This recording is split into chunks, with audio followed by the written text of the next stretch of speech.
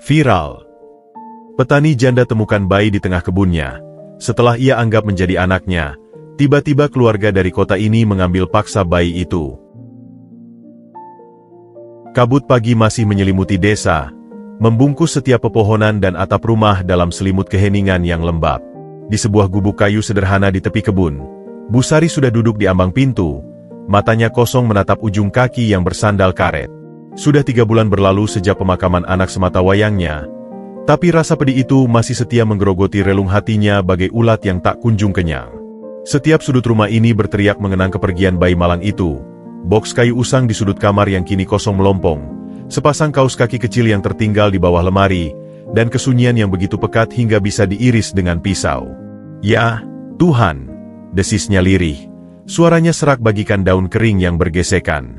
"Berapa lama lagi aku harus menanggung beban sepisan ini?" Setiap bangun pagi, aku masih saja merogoh tangan ke samping, berharap merasakan hangatnya tubuhnya. Dia memandang ke arah boks kosong itu, dan air matanya menitik satu persatu, membasahi kain sarungnya yang sudah lusuh.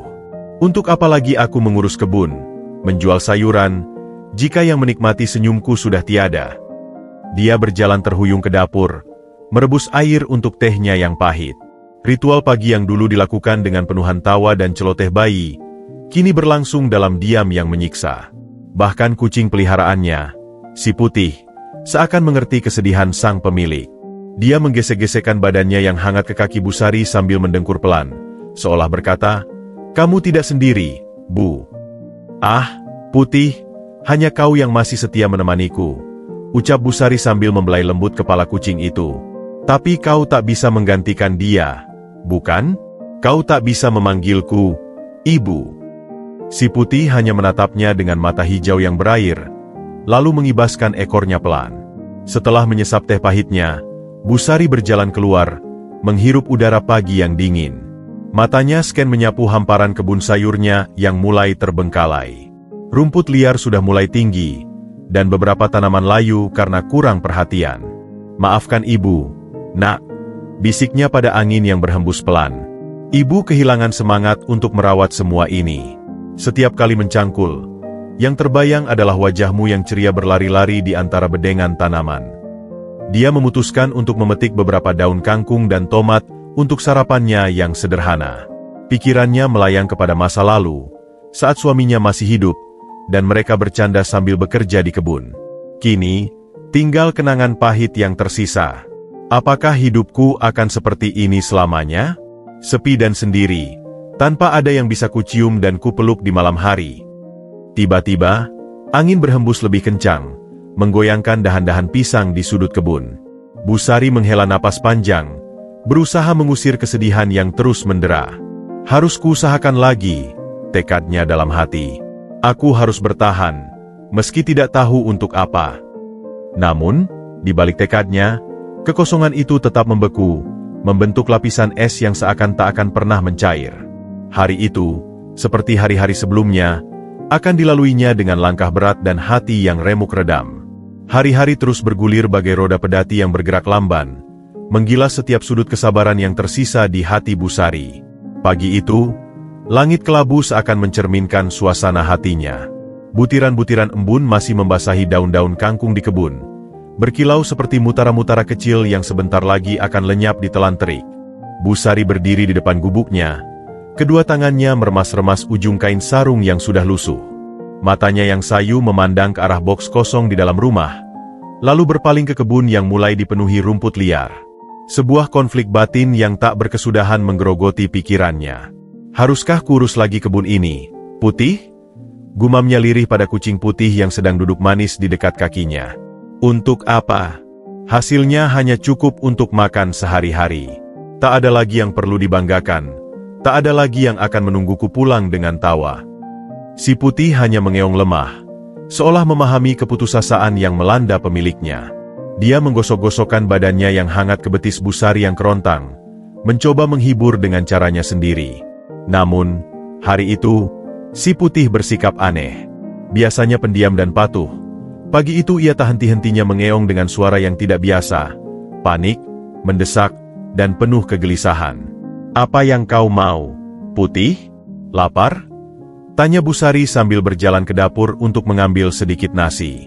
Ini, makanlah. Tapi si putih tidak menyentuh makanannya. Dia malah mendekat, menggigit ujung kain sarung Busari dan menarik-nariknya ke arah pintu. Matanya yang hijau bulat membesar penuh intensitas. "Hei, lepaskan. Sarung ibu bisa robek," protes Busari dengan sedikit kesal. "Kau ini kenapa hari ini? Tidak seperti biasanya." Si putih melepaskan gigitannya, tetapi tidak berhenti mengeong. Suaranya semakin keras dan semakin gugup. Dia berlari ke arah pagar kayu, lalu kembali ke dekat Busari, seolah mencoba memimpin. "Kau mau ajak ibu jalan-jalan? Sekarang, lihatlah langit, putih. Sebentar lagi hujan bisa turun." Ibu tidak ingin kehujanan. Busari mencoba membujuk, tapi kucing itu tidak menyerah. Akhirnya, dengan rasa penasaran dan sedikit terpaksa, Busari mengikuti si putih yang langsung melesat ke sudut kebun yang paling jauh, dekat rumpun pisang yang lebat. "Tunggu, putih. Jangan cepat-cepat. Ibu sudah tua," teriaknya sambil berjalan tergopoh-gopoh. Napasnya mulai tersengal.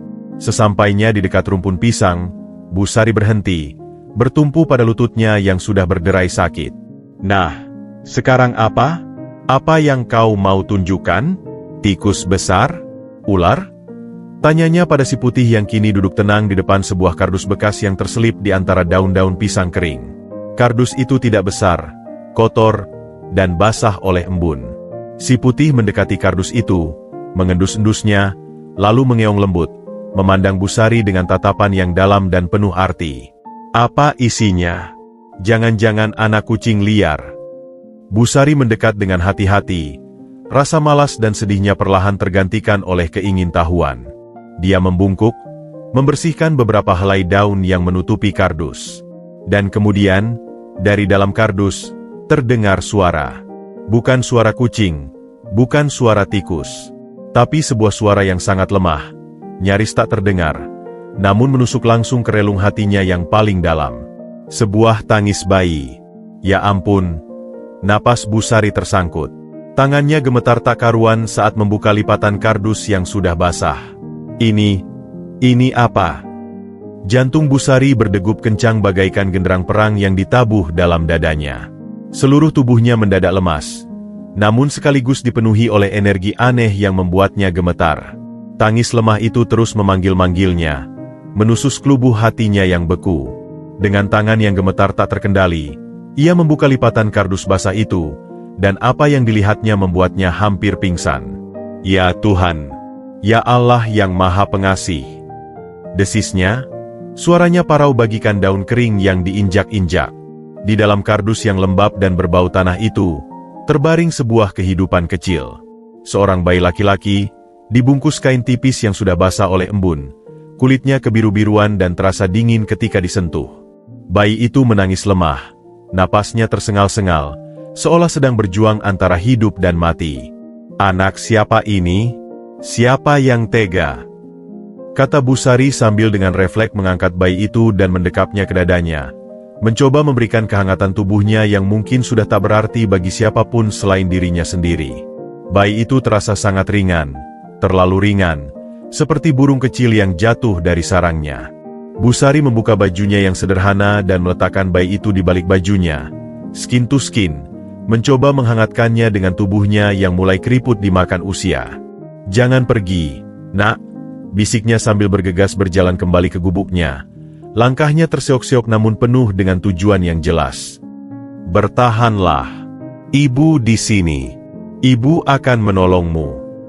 Sesampainya di dalam gubuk, Busari segera merebus air, mengambil handuk-handuk lamanya yang paling lembut, dan mempersiapkan segala yang ia punya. Pikiran kalutnya bergejolak antara rasa syukur, kemarahan, dan ketakutan. "Siapa yang tega melakukan ini?" gumamnya sambil membersihkan tubuh bayi itu dengan handuk hangat. "Membuang nyawa tak berdosa seperti sampah di kebun, di rumpun pisang yang sunyi ini." Bayi itu, setelah dibersihkan dan dibungkus dengan kain hangat, mulai terlihat lebih baik. Warna biru di kulitnya perlahan memudar, digantikan oleh warna kemerahan yang sehat. Tangisnya pun berubah menjadi rengekan kecil yang, bagi Busari, adalah musik terindah yang pernah didengarnya setelah sekian lama. Kau pasti lapar, ya nak? Tanya Busari dengan suara lembut yang sudah lama tidak digunakannya. Ia mengambil sedikit susu yang sebenarnya adalah persediaan untuk tehnya, dan dengan sabar mencoba menyuapi bayi itu dengan sendok kecil. Bayi itu lahap menyusu, matanya yang sipit terbuka sebentar, memandang Busari dengan polos.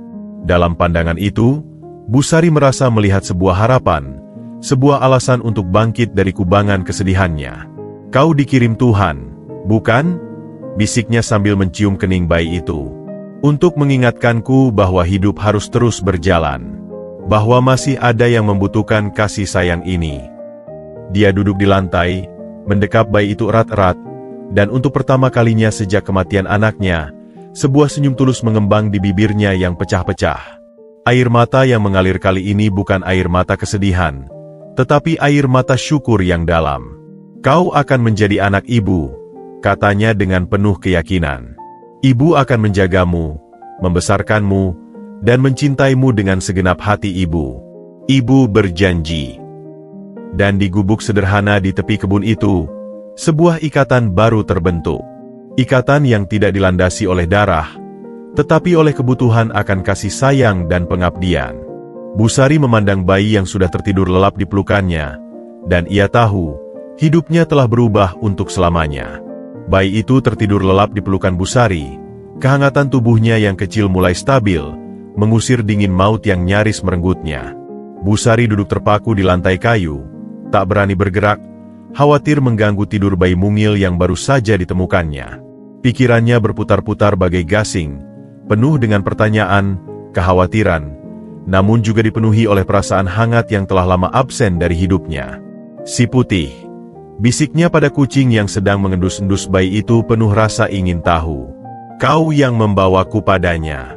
Kau yang menyelamatkannya. Terima kasih, terima kasih. Si putih mengeong lembut, lalu menggosokkan kepalanya ke lengan Busari, seakan mengerti. Saat bayi itu terbangun dan mulai rewel lagi, Busari menyadari bahwa susu dan sendok saja tidak akan cukup. Dia pasti masih lapar. Putih. Aku harus membeli susu dan botol. Dan popok. Ya ampun, popok, ujarnya panik. Namun panik yang membahagiakan. Dia dengan hati-hati membaringkan bayi itu di atas kasur lamanya, mengelilinginya dengan bantal agar tidak terjatuh. Tunggu di sini ya, nak. Ibu sebentar saja. Ibu akan kembali, katanya, mencium kening bayi itu. Dia mengambil uang tabungannya yang tersimpan di dalam kaleng bekas. Uang yang sebenarnya untuk berjaga-jaga di musim paceklik. Tanpa pikir panjang, dia bergegas ke warung terdekat. Pak RT, tolong jaga rumah saya sebentar. Ada bayi, teriaknya pada tetangga terdekat yang kebetulan lewat, tanpa sempat menjelaskan lebih detail. Di warung, pemiliknya, Marni, terkejut melihat Busari yang biasanya murung kini tampak bersemangat. Loh, Busari, buru-buru sekali? Ada apa? Susu bayi, Marn, yang terbaik, dan botol, dan popok. Cepat, pinta Busari, napasnya tersengal. Marni mengerutkan kening. Susu bayi? Untuk apa? Bukannya anak Busari sudah?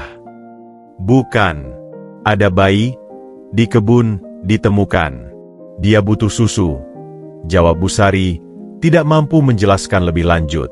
Marni, meski bingung, segera mengambilkan barang yang diminta. Ini susu yang bagus, Bu. Cucu saya juga minum ini. Tapi bayi ditemukan? Di kebun? Astaga, siapa yang tega? Busari hanya mengangguk cepat, membayar, dan langsung berlari pulang. Hatinya berdebar-debar khawatir terjadi sesuatu pada bayi itu. Sesampainya di rumah, dia lega melihat bayi itu masih tidur tenang, dengan si putih yang berjaga di sebelahnya. Dengan hati-hati, ia menyeduh susu dan memberikannya pada bayi yang sudah terbangun dan menangis kelaparan. Bayi itu menyusu dari botol dengan lahap. Tangannya yang mungil memegangi botol tersebut. Lihatlah, putih. Dia lahap sekali. Sepertinya dia sudah lama kelaparan, ucap Busari, matanya berkaca-kaca. Kau selamat, Nak, ibu di sini. Ibu akan menjagamu. Setelah kenyang, bayi itu memandang Busari. Untuk pertama kalinya, seulas senyum kecil muncul di bibirnya yang mungil. Senyum itu menusuk langsung ke jantung Busari, mencairkan sisa-sisa es yang masih membeku. Kau tersenyum padaku, bisiknya, air mata kebahagiaan menetes. Kau tahu ibu akan menyayangimu. Ya.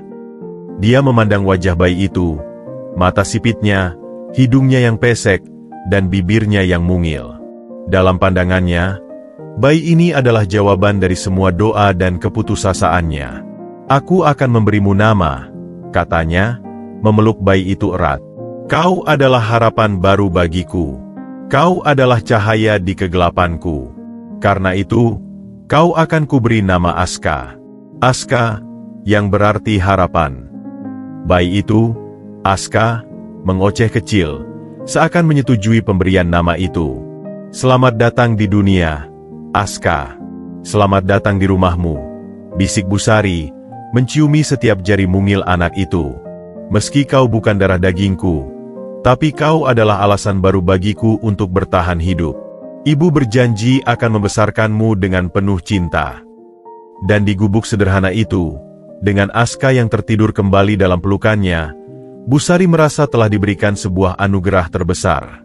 Sebuah harapan yang datang tak terduga, mengubah kesedihannya menjadi sebuah tujuan baru yang penuh makna.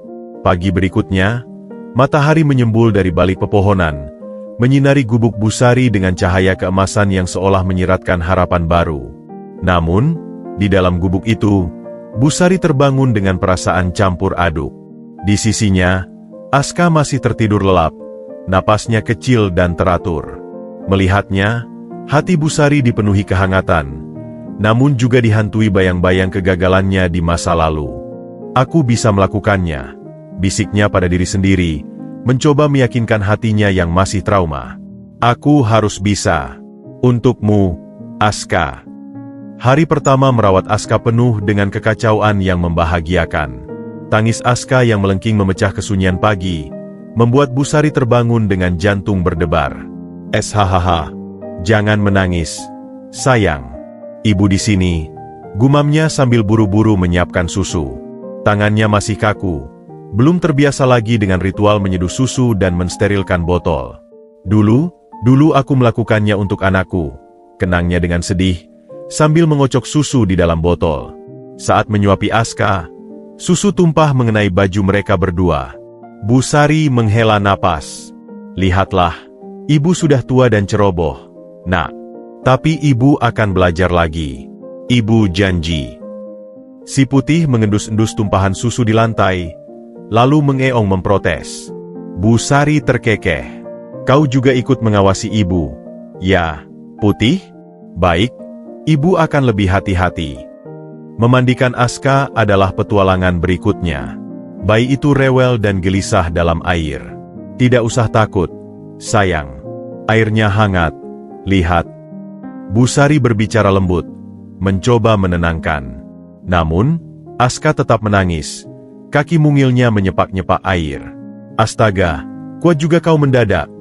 Keluhnya sambil berusaha memegangi bayi yang licin karena sabun. Dulu anak ibu juga begitu. Tidak suka mandi. Setelah berhasil memandikan dan memakaikan baju yang agak kebesaran, peninggalan anaknya, Busari menghela napas lega. Dia duduk di lantai, mendekap Aska yang sudah bersih dan wangi. Sudah, bersih sekarang. Harum sekali. Aska pun akhirnya tenang. Matanya yang hitam berkilau memandang Busari penuh kepercayaan. Pandangan itu membuat semua kelelahan dan keraguan Busari sirna.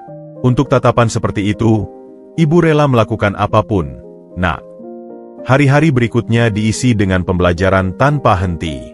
Busari belajar memahami arti setiap tangisan Aska, apakah karena lapar, popok basah, atau hanya ingin digendong. Uang tabungannya yang sedikit itu terkikis dengan cepat untuk membeli susu, popok, dan kebutuhan bayi lainnya. Suatu sore, saat Aska demam, Busari hampir panik. Jangan, nak, jangan sakit. Ibu tidak akan mampu kehilanganmu, katanya sambil membelai kepala Aska yang panas. Dia segera meracik obat tradisional dari jahe dan kunyit, sesuatu yang dulu biasa dilakukannya. "Minum, sayang, biar cepat sembuh," bujuknya sambil menyuapi Aska yang rewel. Si Putih duduk di sampingnya, seolah ikut menjaga. Beruntung, keesokan harinya demam Aska turun. Bu Sari bersyukur sambil memeluknya erat. "Terima kasih, Tuhan. Kau telah memberiku ujian, tapi juga memberiku kekuatan." Merawat Aska menguras tenaga dan finansialnya, namun setiap senyum, setiap ocehan kecil, setiap kali Aska memegangi jarinya yang keriput, adalah bayaran yang jauh lebih berharga daripada apapun.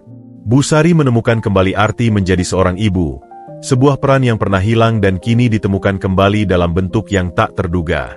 "Ibu mungkin tidak sempurna, Aska," bisiknya suatu malam saat meninabobokan bayi itu. "Tapi ibu akan memberikan semua cinta yang ibu punya. Itu yang bisa ibu janjikan." Dan dalam kesederhanaan gubuknya, dengan Aska yang tertidur di pelukannya, Bu Sari merasa lengkap kembali. Dia telah belajar menjadi ibu lagi, dan kali ini, dia bertekad untuk tidak gagal. Tahun-tahun bergulir bagai sungai yang mengalir tenang, membawa serta luka lama dan menumbuhkan kebahagiaan baru. Aska, yang dulu bayi merah yang lemah, kini telah tumbuh menjadi balita yang lincah dan cerdas. Rambutnya yang ikal memerah di bawah terik matahari, kulitnya kecoklatan, dan selalu ada cericit tawariang yang mengiringi setiap langkahnya. Kehadirannya telah mengubah gubuk Bu Sari yang sunyi menjadi rumah yang dipenuhi kehidupan. Suatu pagi yang cerah, Bu Sari sedang sibuk menyiangi gulma di antara bedengan kangkung. "Aska, jangan main tanahnya, Nak, nanti bajunya kotor," teriaknya pada bocah kecil yang dengan serius membantu dengan sekop mainannya. "Tapi, Ibu, aku lagi nanam wortel," sahut Aska dengan semangat, wajahnya penuh dengan coretan tanah. "Ini buat Ibu, biar Ibu sehat." Bu Sari tersenyum lembut, hatinya hangat. "Wortelnya ditanam di sini, sayang, bukan di lubang bekas tikus." Dia berlutut di samping Aska, membenahi kebunnya. "Lihat, begini caranya. Pelan-pelan, akarnya jangan sampai putus." Aska menirukan dengan serius. Alisnya berkerut konsentrasi. "Ibu, nanti kalau wortelnya tumbuh, kita jual ya? Buat beli susu aku dan beli baju baru buat Ibu."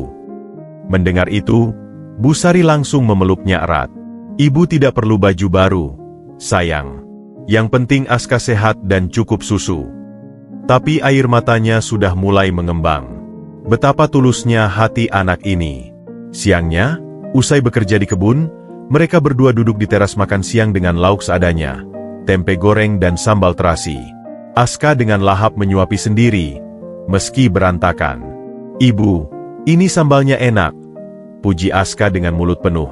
"Aku mau jadi petani kayak Ibu, biar bisa bikin sambal seenak ini."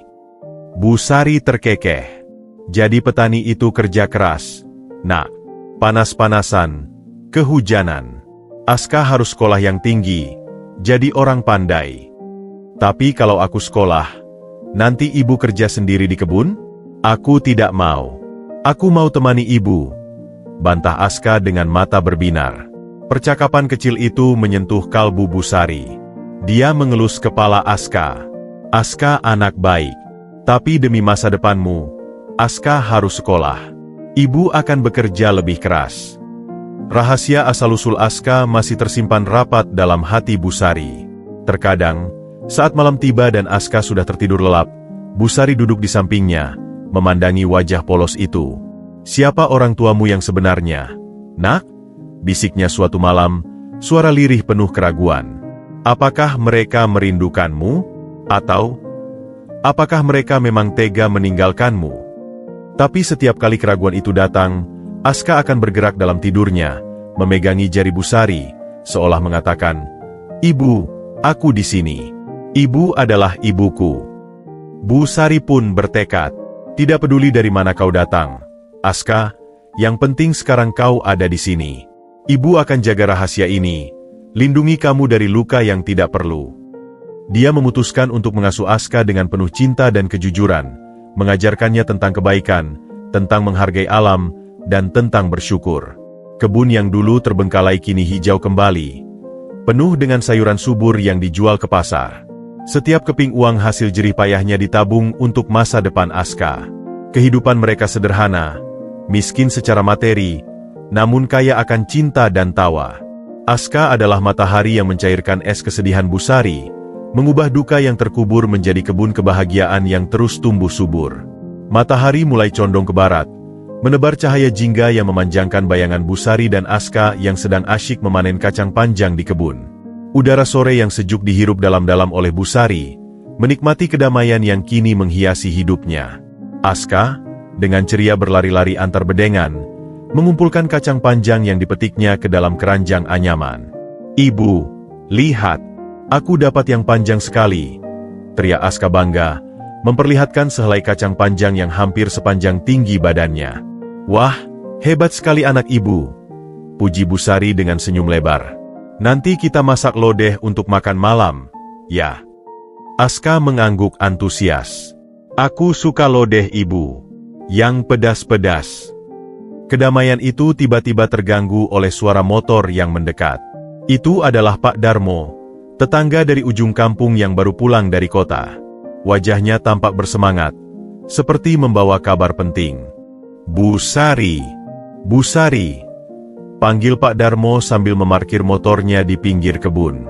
Busari berdiri, menyeka keringat di dahinya. "Ada apa, Pak Darmo? Kok terburu-buru begitu?" Pak Darmo langsung berbicara dengan suara bergegas. Matanya berbinar. "Tadi saya di kota, Bu, dengar kabar dari warung kopi.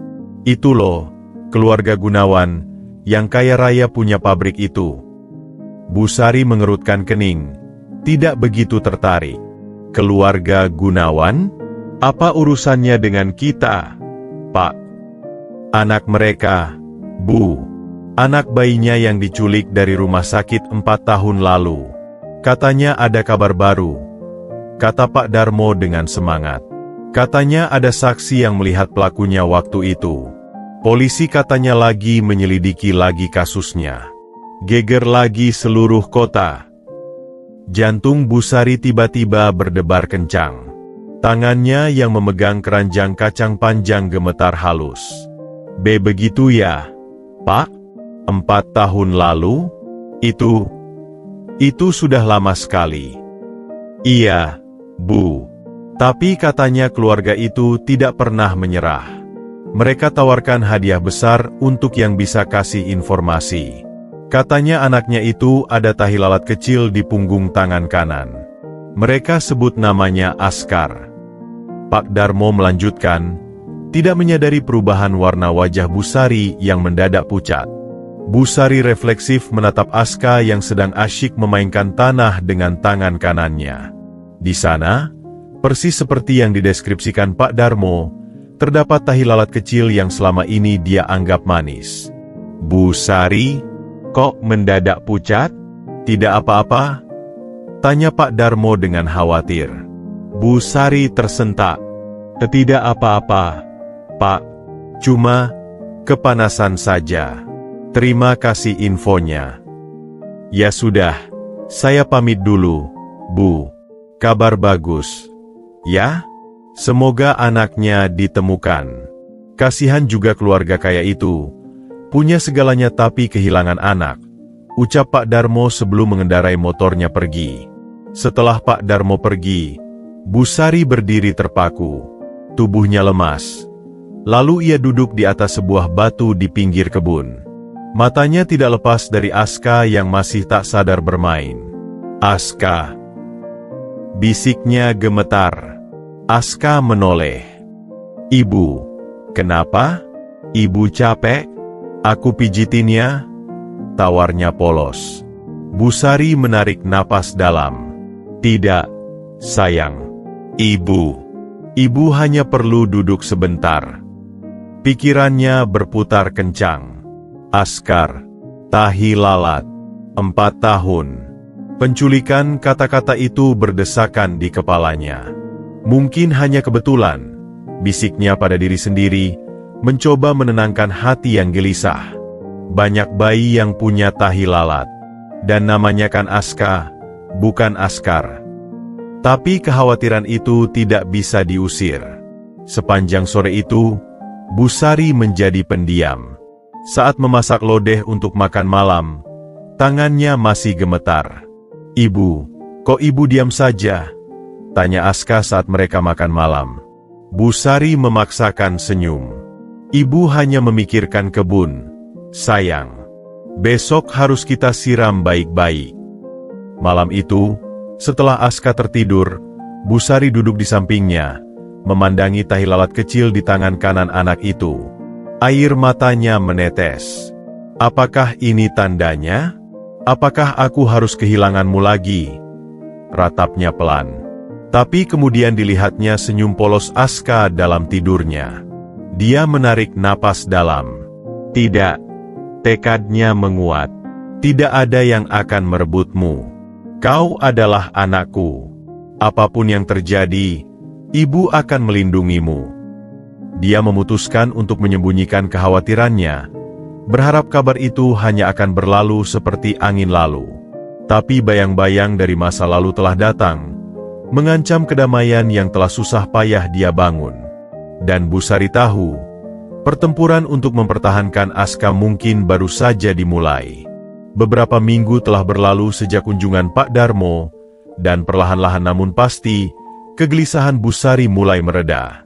Kabar tentang keluarga Gunawan dan anak mereka yang hilang tak lagi menjadi buah bibir di warung-warung, tenggelam oleh hiruk-pikuk kehidupan sehari-hari. Busari mulai membiarkan dirinya percaya bahwa itu semua hanyalah kebetulan belaka, bahwa Aska benar-benar adalah anugerah untuknya, terpisah dari drama keluarga kaya di kota. Pagi itu, langit cerah tanpa awan. Busari dan Aska sedang asyik memetik daun singkong muda untuk dijadikan sayur. Aska, dengan topi lebar warisan Busari yang hampir menutupi matanya, berlari-lari dengan gayung kecil menyirami tanaman tomat. "Ibu, lihat, tomatnya sudah merah satu," teriak Aska bersemangat, pointing dengan tangan mungilnya yang penuh tanah. Busari tersenyum, menahan pinggangnya yang mulai pegal. "Wah, besok sudah bisa kita petik untuk dimakan dengan sambal terasi, Nak." "Aku yang petik ya, Ibu? Aku yang akan memanjat," pinta Aska, mata berbinar. "Hati-hati, sayang, pohon tomatnya rapuh," ingat Busari lembut. Tawa mereka terputus oleh suara deru mesin yang halus namun asing. Tidak seperti suara motor atau mobil tetangga yang sudah tua. Seekor burung gereja yang sedang mematuk di tanah terbang ketakutan. Sebuah mobil hitam yang panjang dan mengkilap, seperti yang hanya pernah Busari lihat di televisi, perlahan melintasi jalan tanah berdebu dan berhenti persis di depan pagar kayu mereka yang reot. Debu yang ditimbulkan oleh roda mobil yang halus itu perlahan mengendap, membungkus mobil mewah itu dalam suasana surreal. Aska berhenti berlari. Matanya membelalak penuh rasa ingin tahu pada benda mengkilap yang belum pernah dilihatnya. Busari, di sisi lain, merasa darahnya membeku. Jantungnya yang tadinya tenang tiba-tiba berdebar kencang, mengetuk-ngetuk tulang dadanya dengan irama ketakutan. Pintu mobil depan dibuka. Seorang sopan berpakaian seragam hitam keluar, lalu bergegas membukakan pintu belakang. Dari dalam, muncul sepasang kaki dengan sepatu hak tinggi yang elegan, diikuti oleh seorang wanita dengan gaun linen yang mahal dan tatapan yang tajam. Wanita itu langsung menyapu pandangannya ke sekeliling. Wajahnya mencerminkan campuran keangkuhan dan keingintahuan, hingga matanya tertuju pada Aska yang masih berdiri membeku dengan gayung kecil di tangannya. Wanita itu terkesiap. Tangannya yang berpergelangan tangan ramping dan berhiaskan jam tangan emas menutup mulutnya yang terbuka. Matanya, yang tersembunyi di balik kacamata hitam desainer, membesar, seolah melihat hantu. "Askar?" keluar suara dari bibirnya.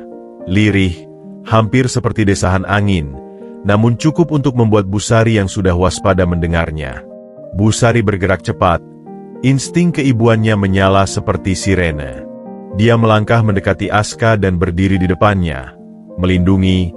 Tangannya yang berkulit terbakar matahari dan penuh urat menempel pada bahu Aska yang kecil. "Bisa saya bantu, Nyonya?" tanya Busari, berusaha membuat suaranya terdengar tegas, meski lututnya terasa lemas. Wanita itu tidak langsung menjawab. Dia melepas kacamata hitamnya, memperlihatkan mata yang indah namun dipenuhi oleh emosi yang tak terbaca, kejutan, keraguan, dan sesuatu yang mirip dengan keputusasaan. Dia memandang Aska dari atas ke bawah. Dari rambut ikalnya yang kemerahan hingga kaki kecilnya yang penuh lumpur. "Maaf," kata wanita itu akhirnya. Suaranya halus namun bergetar. Saya tersesat. Apakah ini jalan menuju perkebunan Gunawan?" Busari menggeleng. Matanya tidak lepas dari wanita itu. "Tidak, Nyonya. Perkebunan Gunawan ada di seberang bukit, masih sekitar 5 kilometer dari sini." Wanita itu mengangguk, tapi matanya tidak juga bergerak dari Aska. "Anak itu, anak ibu?" tanyanya tiba-tiba.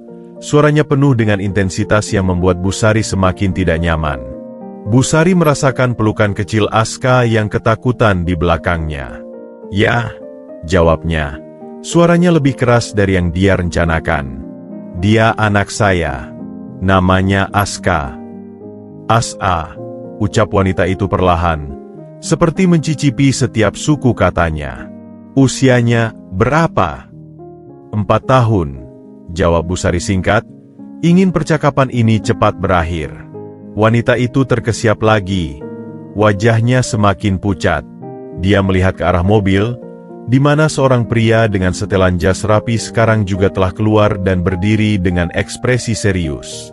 "Busari, siapa itu?" bisik Aska dari belakang, suaranya kecil dan ketakutan. "SSH, sayang. Ibu yang urus," balas Busari sambil menepuk punggung Aska. Pria berjas itu mendekat. "Ada masalah, Diana?" tanyanya pada wanita itu. Wanita itu, Nyonya Diana, menggeleng lemah. "Tidak, sayang. Hanya tersesat saja." Tapi matanya masih menatap Aska dengan tatapan yang membuat Busari merinding. Setelah beberapa detik yang terasa seperti selamanya, Nyonya Diana akhirnya memalingkan wajah. "Terima kasih atas petunjuknya," ucapnya singkat sebelum berbalik dan masuk kembali ke dalam mobil, diikuti oleh pria yang terus memandang curiga pada Busari dan Aska. Mobil itu berbalik perlahan, meninggalkan debu dan kecemasan yang tebal. Busari berdiri kaku, masih memeluk Aska erat-erat, menatap mobil itu hingga hilang dari pandangan. "Siapa mereka, Ibu?" tanya Aska, memandang Busari dengan wajah penuh tanda tanya. Busari menarik napas dalam, mencoba menenangkan diri. "Hanya orang yang tersesat, sayang. Sudah, ayo kita lanjutkan pekerjaan kita." Tapi di dalam hatinya, Busari tahu, ini bukan kebetulan. Bayang-bayang yang dia khawatirkan telah menjelma menjadi kenyataan yang mengancam. Datang dengan mobil mewah dan tatapan yang haus. Pertempuran untuk mempertahankan anaknya, pertempuran yang dia harap tidak pernah datang, telah dimulai tepat di depan pagar rumahnya. Hari itu terasa berbeda. Udara yang biasanya terasa segar dan damai di sekitar gubuk Busari, kini terasa pengap dan penuh ketegangan. Meski mobil mewah itu telah pergi, kehadirannya seolah masih membekas, meninggalkan aura mengancam yang tak kasat mata. Busari berusaha keras untuk tampak normal di depan Aska, melanjutkan aktivitas berkebun, tetapi pikirannya melayang-layang, waspada terhadap setiap suara mesin yang mendekat. Kekhawatirannya ternyata tidak sia-sia. Tidak sampai 2 jam kemudian, deru mesin yang sama kembali terdengar, semakin keras, dan kemudian berhenti dengan bunyi rem yang halus di depan pagar yang sama. Kali ini, Busari tidak terkejut. Dia sudah merasa mereka akan kembali. Dengan hati yang berdebar kencang, dia mengarahkan Aska untuk masuk ke dalam rumah. "Aska, sayang, tolong masuk ke dalam. Main dengan si putih di kamar. Ya? Ibu ada perlu dengan tamu," kata Busari, berusaha membuat suaranya terdengar tenang. "Tapi ibu, aku mau lihat mobilnya lagi." "Itu mobil bagus," protes Aska dengan polos. "Lain kali, nak. Sekarang masuk dulu," Pinta Busari sedikit lebih tegas, mendorongnya perlahan ke arah pintu. Begitu Aska menghilang di balik pintu, Busari menarik napas dalam dan membalikkan badan, persis ketika pintu mobil mewah itu terbuka. Nyonya Diana keluar, kali ini tanpa kacamata hitam. Matanya yang indah itu bengkak dan merah, seolah baru menangis. Pria yang tadi, yang kini Busari duga adalah suaminya, Tuan Gunawan, mengikutinya dengan langkah tegas dan wajah yang dingin namun penuh tekanan. Mereka berdua berjalan langsung menuju pagar, tidak lagi ragu-ragu. Nyonya Diana tidak menyapa atau basa-basi. Matanya langsung menatap tajam ke arah Busari. "Di mana anak itu?" tanyanya. Suaranya bergetar namun penuh tuntutan. "Anak saya sedang di dalam, Nyonya." "Ada perlu apa?" jawab Busari, berusaha menahan gemetar di tangannya. "Anak saya?" sergah Nyonya Diana. Suaranya meninggi penuh emosi. "Itu bukan anak Anda. Itu anak saya, Askar. Anak saya yang hilang 4 tahun lalu." Busari merasa dunia berputar. Dia berpegangan pada pagar kayu yang reot untuk menahan tubuhnya yang lemas. "Apa yang Nyonya bicarakan?" "Itu anak saya, Aska. Dari kecil saya yang besarkan." Tuan Gunawan melangkah maju, wajahnya keras. "Kami sudah melakukan penyelidikan. Kami punya bukti. Anak itu, Askar, memiliki tahi lalat berbentuk kacang di punggung tangan kanannya. Persis seperti anak kami yang hilang." "Banyak anak memiliki tahi lalat, Tuan." "Itu bukan bukti," bantah Busari. Suaranya mulai meningkat. "Usianya juga cocok. Dan namanya mirip." "Itu bukan kebetulan," teriak Nyonya Diana histeris. Air matanya mulai mengalir deras. "Dia diculik dari rumah sakit. Dicuri dari saya. 4 tahun saya menderita. Ibu, 4 tahun. Kembalikan anak saya." Mendengar teriakan, Aska yang penasaran mengintip dari balik jendela. Melihat anak itu, Nyonya Diana langsung berusaha menerobos pagar. "Askar, nak, ibu di sini. Ibu datang menjemputmu," teriaknya, menjulurkan tangannya. Aska yang ketakutan langsung lari dan bersembunyi di balik kain sarung Busari yang sedang menjemur. Tubuh kecilnya gemetar. Jangan dekati dia," teriak Busari, membentangkan tangannya melindungi. "Kau membuatnya takut. Dia takut karena dia tidak mengenali Anda. Dia bukan anak Anda," balas Tuan Gunawan dengan suara menggelegar. "Kami sudah melapor ke polisi tentang penculikan itu. Jika Anda tidak menyerahkannya dengan baik-baik, kami akan menggunakan jalur hukum. Anda akan berurusan dengan polisi." Ancaman itu mengguncang Busari, tetapi melihat Aska yang ketakutan di belakangnya, keberanian seorang ibu menyala dalam dirinya.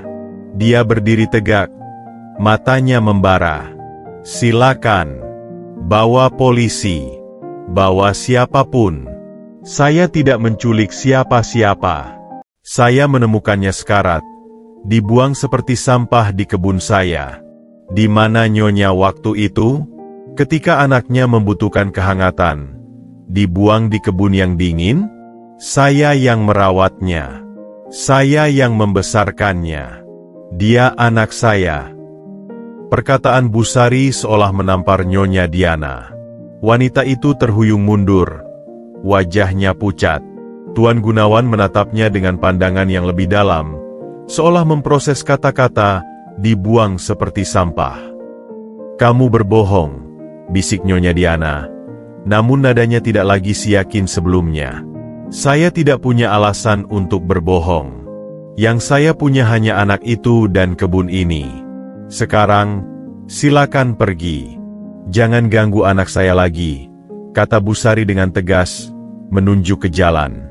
Keluarga Gunawan akhirnya pergi dengan wajah muram dan penuh amarah, meninggalkan Busari yang gemetaran namun merasa telah memenangkan satu babak pertempuran. Tapi dia tahu, ini baru awal. Perang untuk mempertahankan Aska benar-benar telah dimulai. Suasana di gubuk Busari berubah total setelah kunjungan keluarga Gunawan. Udara yang biasanya dipenuhi tawa Aska dan kicauan burung, kini terasa berat, seolah menyimpan badai dalam keheningannya. Busari duduk di ambang pintu, tangannya masih gemetar, memandangi jalanan di mana mobil mewah itu telah menghilang. Di dalam, Aska masih bersembunyi, terkurung dalam ketakutan yang tidak dipahaminya. Beberapa menit berlalu dalam diam. Busari akhirnya bangkit. Kakinya terasa seperti diisi timah. Dia berjalan masuk, menemukan Aska masih meringkuk di balik tumpukan kain. Tubuh kecilnya bergetar.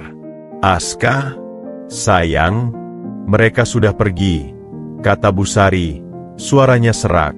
Aska mengintip, matanya penuh air. "Ibu, siapa itu? Kenapa marah-marah? Kenapa bilang aku bukan anak ibu?" Pertanyaan polos itu menusuk jantung Busari. Dia merangkul Aska erat-erat, mencium rambutnya yang berdebu.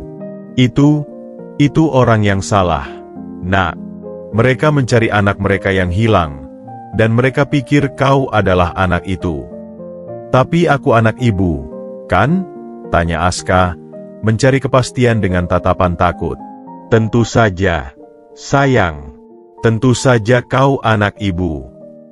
Busari memeluknya lebih kuat. Suaranya bergetar penuh keyakinan. "Dari ibu melahirkanmu sampai sekarang, ibu yang selalu ada untukmu." Itu adalah kebohongan pertama yang dia ucapkan pada Aska, dan rasanya pahit di lidah. Tapi dia tidak punya pilihan. Bagaimana menjelaskan pada anak berusia 4 tahun bahwa dia ditemukan di kebun, dibuang oleh orang yang mungkin adalah orang tuanya sendiri? Sepanjang hari itu, Busari waspada. Setiap suara motor, setiap langkah kaki yang mendekat, membuatnya tegang. Dia mengunci pintu lebih awal, sesuatu yang tidak pernah dilakukannya. Malam itu, saat Aska akhirnya tertidur karena kelelahan menangis, Busari duduk di sampingnya, berjaga. Pikirannya dipenuhi oleh ancaman Tuan Gunawan. Jalur hukum. Polisi. Kata-kata itu mengintainya seperti hantu. Dia, seorang janda miskin yang hanya punya sepetak kebun, bagaimana mungkin melawan keluarga kaya yang punya uang dan kuasa? Ketakutan mulai menyusup, mendinginkan darahnya. Keesokan harinya, ketakutannya terbukti. Sebuah sepeda motor dinas polisi berhenti di depan rumahnya. 2 orang polisi berseragam turun. Busari, yang sedang menyuapi Aska sarapan, merasa jantungnya hampir berhenti.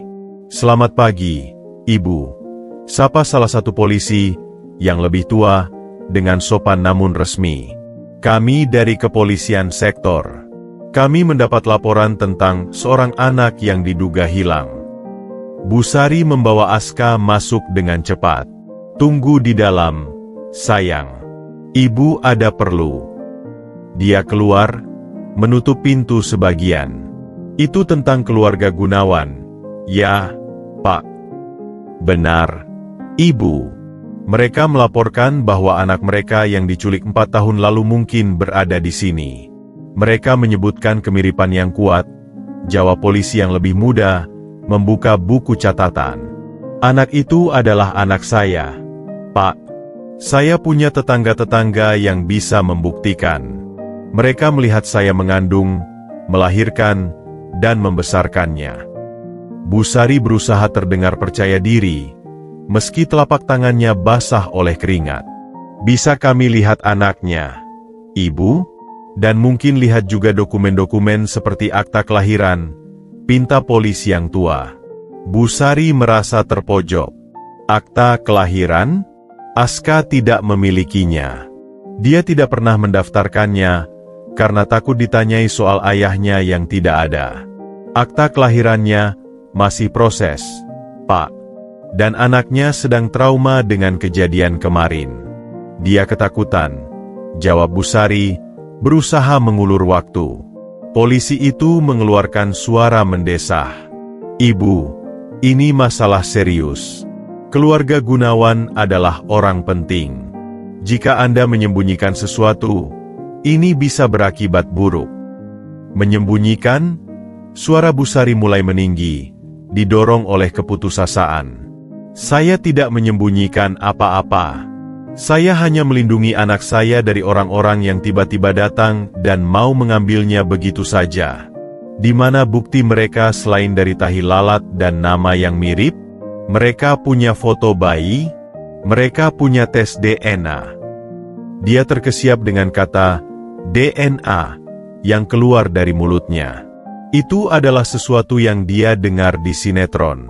Polisi itu terdiam sejenak, terkejut dengan perlawanan Busari. Ibu, kami hanya menjalankan tugas. Kami akan kembali dengan surat perintah jika diperlukan. Saran kami, jika ada hal yang tidak beres, lebih baik diselesaikan dengan baik-baik. Setelah polisi pergi, Busari bersandar di pintu, lemas. Perang dingin telah dimulai. Dia tidak bisa lagi bersembunyi.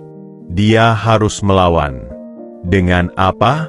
Dengan kebun singkong dan uang tabungan yang sedikit?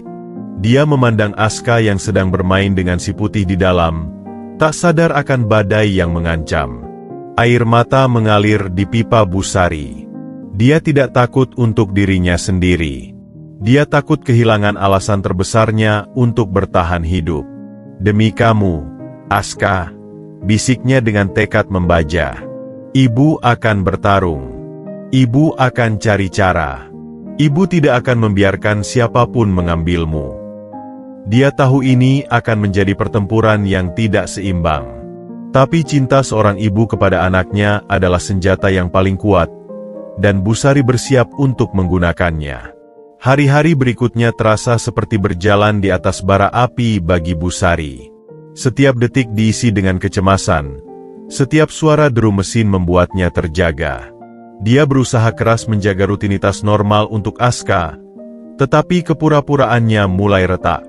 Aska yang cerdas mulai menangkap ketegangan yang melanda ibunya. Ibu, kenapa ibu sering melamun? Tanya Aska suatu pagi saat mereka menyiram tanaman bersama. Dan kenapa ibu selalu lihat ke jalan? Busari tersentak dari pikirannya. Tidak, sayang. Ibu hanya memikirkan tanaman tomat kita. Katanya mau hujan besar. Bohongnya, berusaha tersenyum. Tapi kata Pak Darmo kemarin, musim kemarau masih panjang, bantah Aska polos. Busari menghela napas. Menipu anak ini semakin sulit. Ibu kadang salah, nak. Ibu juga manusia. Ketakutan terburuknya menjadi kenyataan seminggu kemudian. Sebuah surat resmi datang, dibawa oleh Pak Pos Desa yang wajahnya penuh rasa ingin tahu. Amplop coklat tebal itu terasa berat di tangan Busari, seperti berisi batu bara membara. Surat dari pengadilan, Busari, kata Pak Pos, matanya berbinar ingin tahu. Ada masalah apa? Tidak ada, Mas. Urusan administrasi saja, jawab Busari singkat, segera. Menutup pintu. Dengan tangan gemetar, dia membuka amplop itu. Huruf-huruf formal berjejal di kertas berkop pengadilan, tetapi pesannya jelas. Keluarga Gunawan menggugat hak asuhnya atas Aska. Mereka menuduhnya menyembunyikan anak orang lain, dan meminta pengadilan memerintahkan pengembalian Aska kepada mereka. Busari terpaksa harus duduk, kepalanya pusing. Kata-kata seperti termohon, penggugat, dan sidang berputar-putar di kepalanya. Dia butuh beberapa menit untuk memahami sepenuhnya isi surat itu. Mereka benar-benar menyeretnya ke pengadilan. Apa itu, Ibu? Tanya Aska, mendekat dengan wajah penuh rasa ingin tahu. Busari cepat-cepat menyembunyikan surat itu. Surat-surat biasa, sayang. Ibu urus nanti. Ayo, kita panen kangkung untuk makan siang. Tapi malam itu, setelah Aska tertidur, Busari mengambil surat itu lagi. Dia membacanya berulang-ulang. Air matanya menetes membasahi kertas. Dia tidak mengerti banyak istilah hukum, tetapi satu hal jelas, Dia harus menghadiri sidang pertama dalam 2 minggu. Ya Tuhan, ratapnya pelan, memandangi Aska yang tertidur lelap. Bagaimana aku bisa melawan mereka?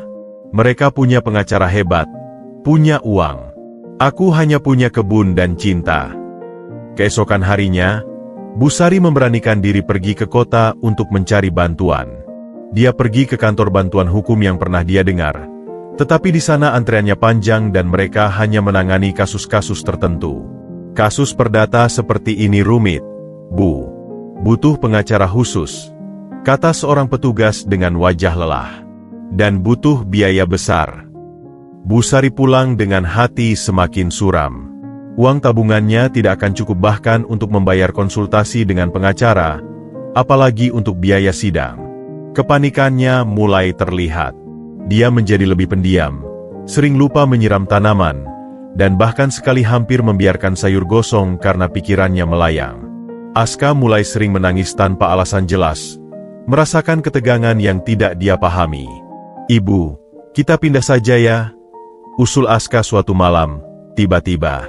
"Cari rumah yang jauh, di mana ibu yang marah-marin itu tidak bisa ketemu kita." Busari memeluknya erat. "Tidak bisa, sayang. Ini rumah kita." Dan lari bukanlah jawaban. Dia tahu dia harus melawan. Untuk Aska. Tapi dengan apa? Dia butuh mukjizat. Mukjizat itu datang dalam bentuk yang tidak terduga. Pak Darmo, tetangga yang dulu membawa kabar tentang keluarga Gunawan, datang berkunjung. Wajahnya penuh penyesalan. "Busari, saya dengar kabar dari keponakan saya di kota. Katanya keluarga Gunawan sudah ajukan gugatan ke pengadilan," tanyanya dengan suara rendah. Busari mengangguk. Air matanya tak tertahan lagi. "Iya, Pak. Saya tidak tahu harus bagaimana. Mereka mau ambil Aska." Pak Darmo menghela napas. "Saya merasa bersalah, Bu. Saya yang bawa kabar tentang mereka dulu. Tapi, saya punya info. Keponakan saya bilang, ada pengacara muda di kota, namanya Bima. Katanya dia sering bantu orang kecil seperti kita. Mungkin Busari bisa coba temui dia." Itu adalah secercah harapan. Busari mencatat nama dan alamat yang diberikan Pak Darmo. Esok harinya, dengan sisa keberanian dan uang yang dia kumpulkan dari menjual perhiasan sederhana peninggalan almarhum suaminya, dia pergi ke kota lagi, meninggalkan Aska dengan tetangga. Pertemuan dengan Bima adalah babak baru. Pengacara muda itu mendengarkan cerita Busari dengan serius, tanpa menghakimi. "Ini akan sulit, Busari," kata Bima setelah Busari selesai bercerita. "Mereka punya sumber daya besar. Tapi, dari cerita ibu, ada kejanggalan dalam klaim mereka.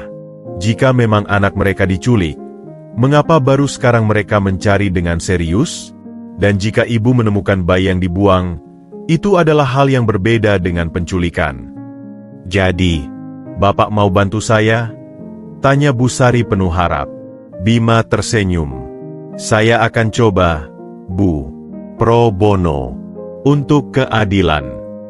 Busari pulang dengan sedikit harapan di hati. Pertempuran hukum akan dimulai, dan dia punya sekutu. Tapi dia tahu, ini baru awal dari perjalanan panjang yang akan menguji segala yang dia miliki. Pertemuan dengan Bima, pengacara muda itu, meninggalkan perasaan campur aduk dalam diri Busari. Di satu sisi, ada secercah harapan karena akhirnya ada yang bersedia mendengarkannya. Di sisi lain, keraguan dan ketakutan masih menggerogoti hatinya. Pro bono. Kata-kata itu asing di telinganya, dan meski Bima menjelaskan bahwa itu artinya dia tidak akan membayar, Busari masih tidak yakin apakah seorang pengacara kota benar-benar akan membantunya tanpa imbalan. Kembali ke gubuknya, Busari menemukan Aska sedang menunggu dengan wajah cemas. Si putih duduk di pangkuannya, seolah memberi penghiburan. "Ibu, kemana saja?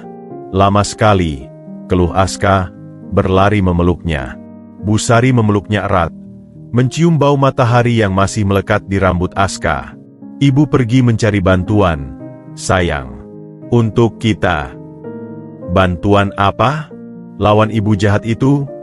Tanya Aska, matanya membesar. Busari menghela napas, duduk di bangku kayu di teras. Iya, Nak. Ibu pergi menemui seorang teman yang akan membantu kita berbicara di pengadilan. Aska juga mau bicara. Aska akan bilang kalau Aska cuma mau sama ibu. Seru Aska dengan penuh keyakinan.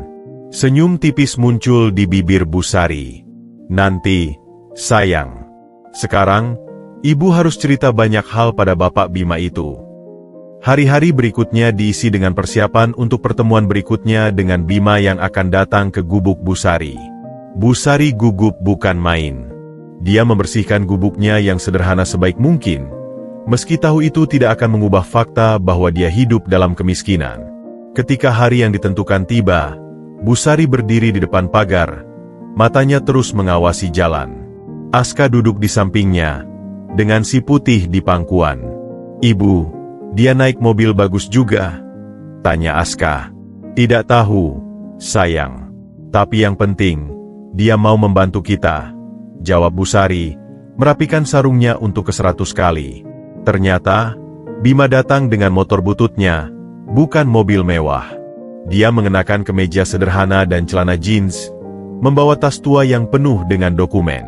Senyumnya ramah dan hangat ketika melihat Busari dan Aska. Selamat pagi, Busari, sapa Bima, menjabat tangan Busari.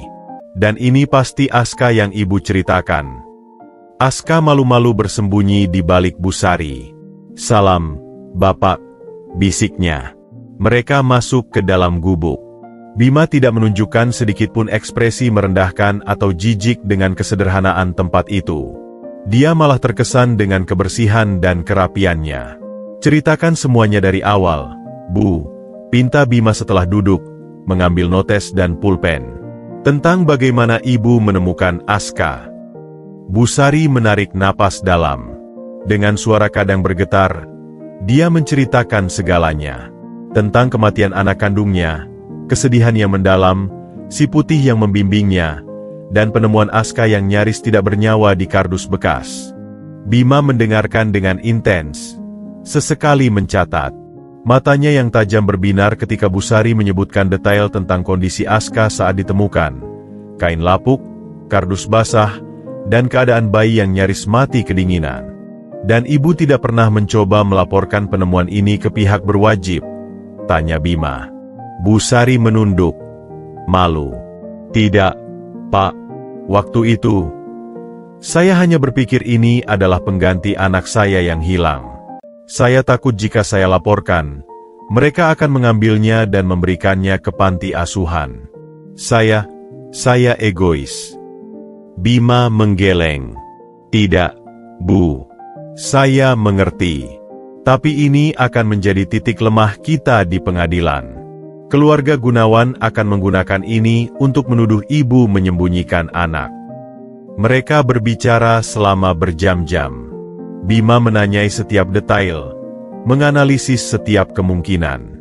Aska yang awalnya malu-malu, perlahan mulai mendekati Bima, tertarik pada pulpen dan kertasnya. Bapak mau gambar? Tanya Aska tiba-tiba, mengacungkan kertas coretannya.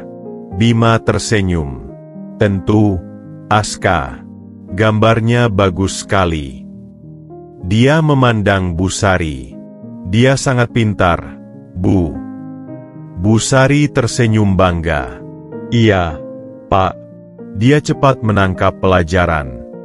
Saat Bima akan pergi, dia berjabat tangan dengan Busari. Bu, ini akan sulit. Tapi dari cerita ibu, saya yakin ada yang tidak beres dengan klaim keluarga Gunawan. Mengapa mereka baru mencari sekarang? Mengapa begitu yakin Aska adalah anak mereka hanya dengan tahi lalat? Kita butuh bukti lebih. Tapi bagaimana, Pak? Saya tidak punya apa-apa, kata Busari putus asa. Bima meletakkan tangan di bahu Busari. Percayalah, Bu. Kebenaran punya caranya sendiri. Ibu sudah melakukan yang terbaik untuk Aska selama ini. Sekarang, biarkan saya yang membantu memperjuangkannya. Setelah Bima pergi, Busari merasa lega yang luar biasa. Untuk pertama kalinya sejak surat gugatan datang, dia merasa tidak sendirian. Ada seseorang yang mempercayainya, yang bersedia berjuang untuknya. "Ibu, Bapak Bima baik ya?" komentar Aska sambil bermain dengan bolpoin pemberian Bima. "Iya, sayang. Dia baik sekali," jawab Busari, memandangi jalan tempat Bima menghilang. "Dia adalah jawaban dari doa kita." Malam itu, Busari berdoa lebih khusyuk dari biasanya. Dia berterima kasih untuk bantuan tak terduga itu, dan memohon kekuatan untuk menghadapi pertempuran hukum yang akan datang. Untuk pertama kalinya, harapan itu bukan lagi sekadar titik kecil di kejauhan, tetapi nyala api yang mulai membesar dalam hatinya. Hari-hari setelah kunjungan Bima diisi dengan aktivitas yang tak biasa bagi Busari. Gubuknya yang biasanya sepi kini beberapa kali didatangi oleh Bima yang membawa setumpuk dokumen dan pertanyaan-pertanyaan mendetail. Setiap kunjungannya adalah pelajaran baru bagi Busari tentang dunia hukum yang asing dan menakutkan. Suatu sore, Bima datang dengan wajah serius. Dia menyebarkan beberapa dokumen di atas meja kayu sederhana Busari. "Bu, saya sudah mendapatkan salinan laporan polisi yang dibuat keluarga Gunawan 4 tahun lalu tentang penculikan anak mereka," kata Bima, menunjuk ke beberapa titik dalam dokumen. "Dan ada beberapa hal yang tidak konsisten." Busari mendekat, matanya berusaha memahami tulisan-tulisan hukum yang rumit. "Apa itu, Pak?" "Di sini, mereka melaporkan bahwa anak mereka diculik oleh seorang perawat yang berpura-pura membantu. Tapi deskripsi perawatnya sangat tidak jelas," jelas Bima. "Dan yang lebih mencurigakan, laporan ini dibuat 3 hari setelah anak mereka allegedly diculik." "Mengapa menunggu 3 hari?" Busari mengerutkan kening. 3 hari? Itu lama sekali untuk melaporkan anak hilang. "Tepat," kata Bima. "Dan lihat ini. Dalam laporan medis rumah sakit yang saya dapatkan secara tidak resmi," dia menurunkan suaranya, "bayi keluarga Gunawan dilaporkan lahir prematur dengan kondisi yang sangat lemah. Dokter bahkan mencatat kecil kemungkinan bayi bertahan hidup." Busari terkesiap. "Jadi, mungkin saja bayi mereka meninggal, dan mereka membuat cerita penculikan untuk menutupinya." Bima mengangguk perlahan. "Itu salah satu kemungkinan. Atau..." Dia berhenti, memandang Aska yang sedang asyik menggambar di sudut. "Atau mereka sengaja membuangnya karena tidak mau merawat bayi yang sakit." Kata-kata itu mengguncang Busari. Dia memandang Aska yang sehat dan ceria sekarang. "Tapi lihat dia sekarang, Pak. Sehat dan kuat. Jika memang dulu dia sakit, berarti saya berhasil merawatnya." "Ya, Bu. Itu yang akan kita gunakan.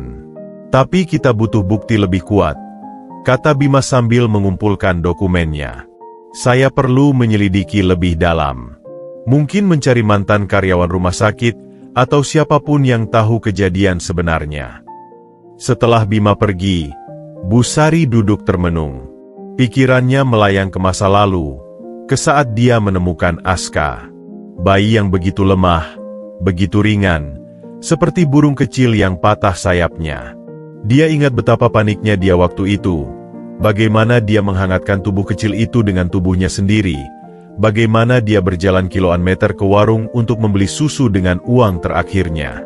"Ibu, kenapa ibu sedih?" tanya Aska, mendekat dan memeluk lengan Busari. Busari tersenyum getir. "Ibu tidak sedih, sayang. Ibu hanya ingat waktu pertama ketemu Aska dulu. Aska masih kecil sekali, segini." Dia menunjukkan ukuran dengan tangannya. "Aska waktu bayi suka nangis?" tanya Aska penasaran. Busari terkekeh. "Tentu saja. Tapi begitu ibu beri susu, langsung diam.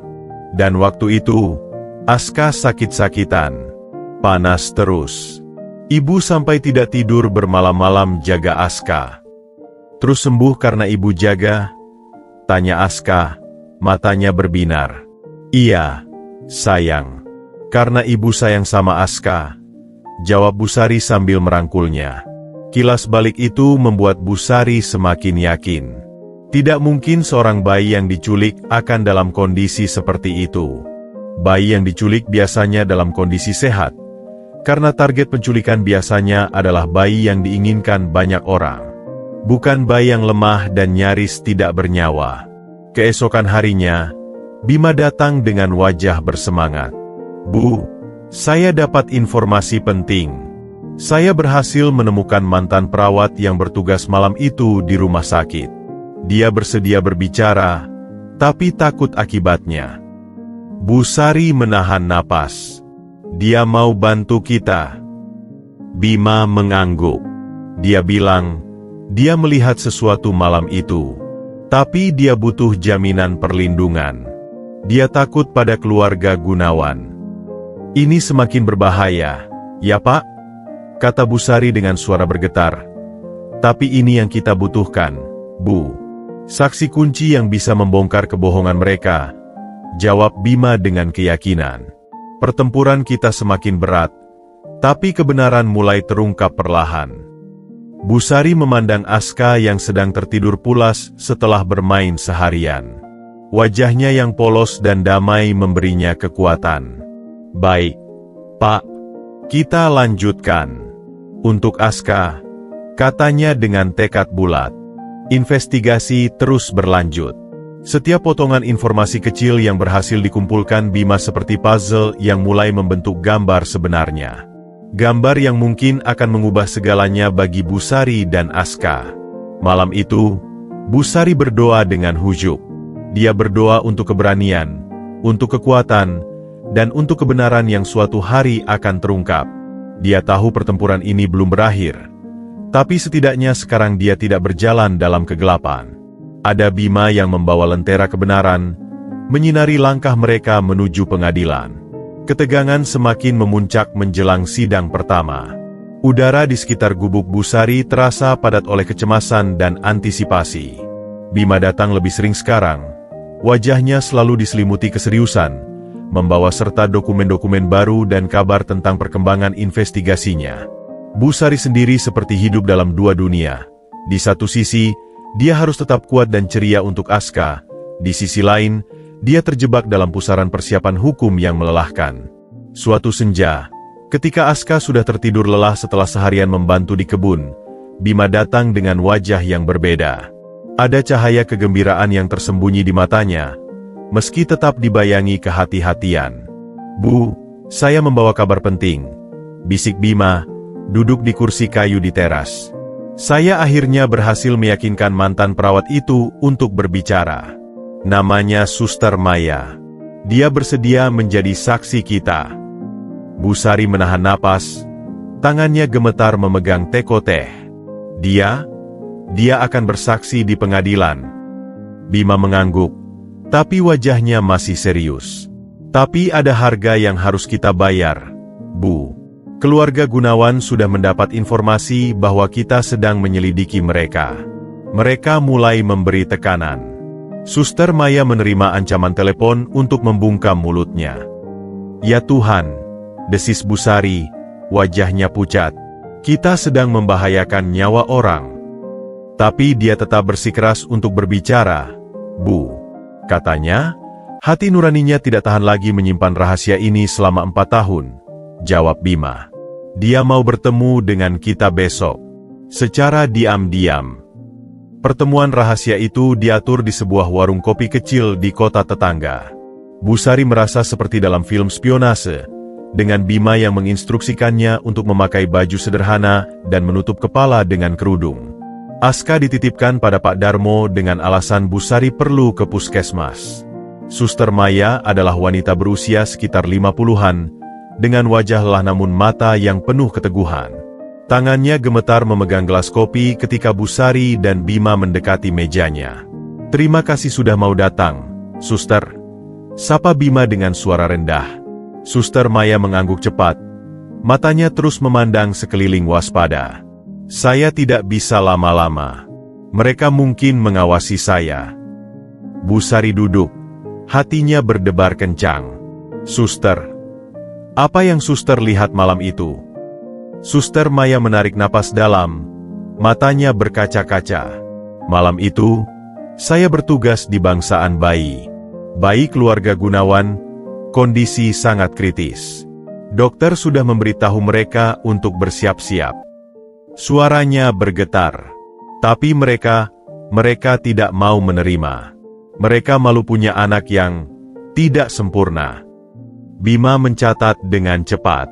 Lalu apa yang terjadi, suster?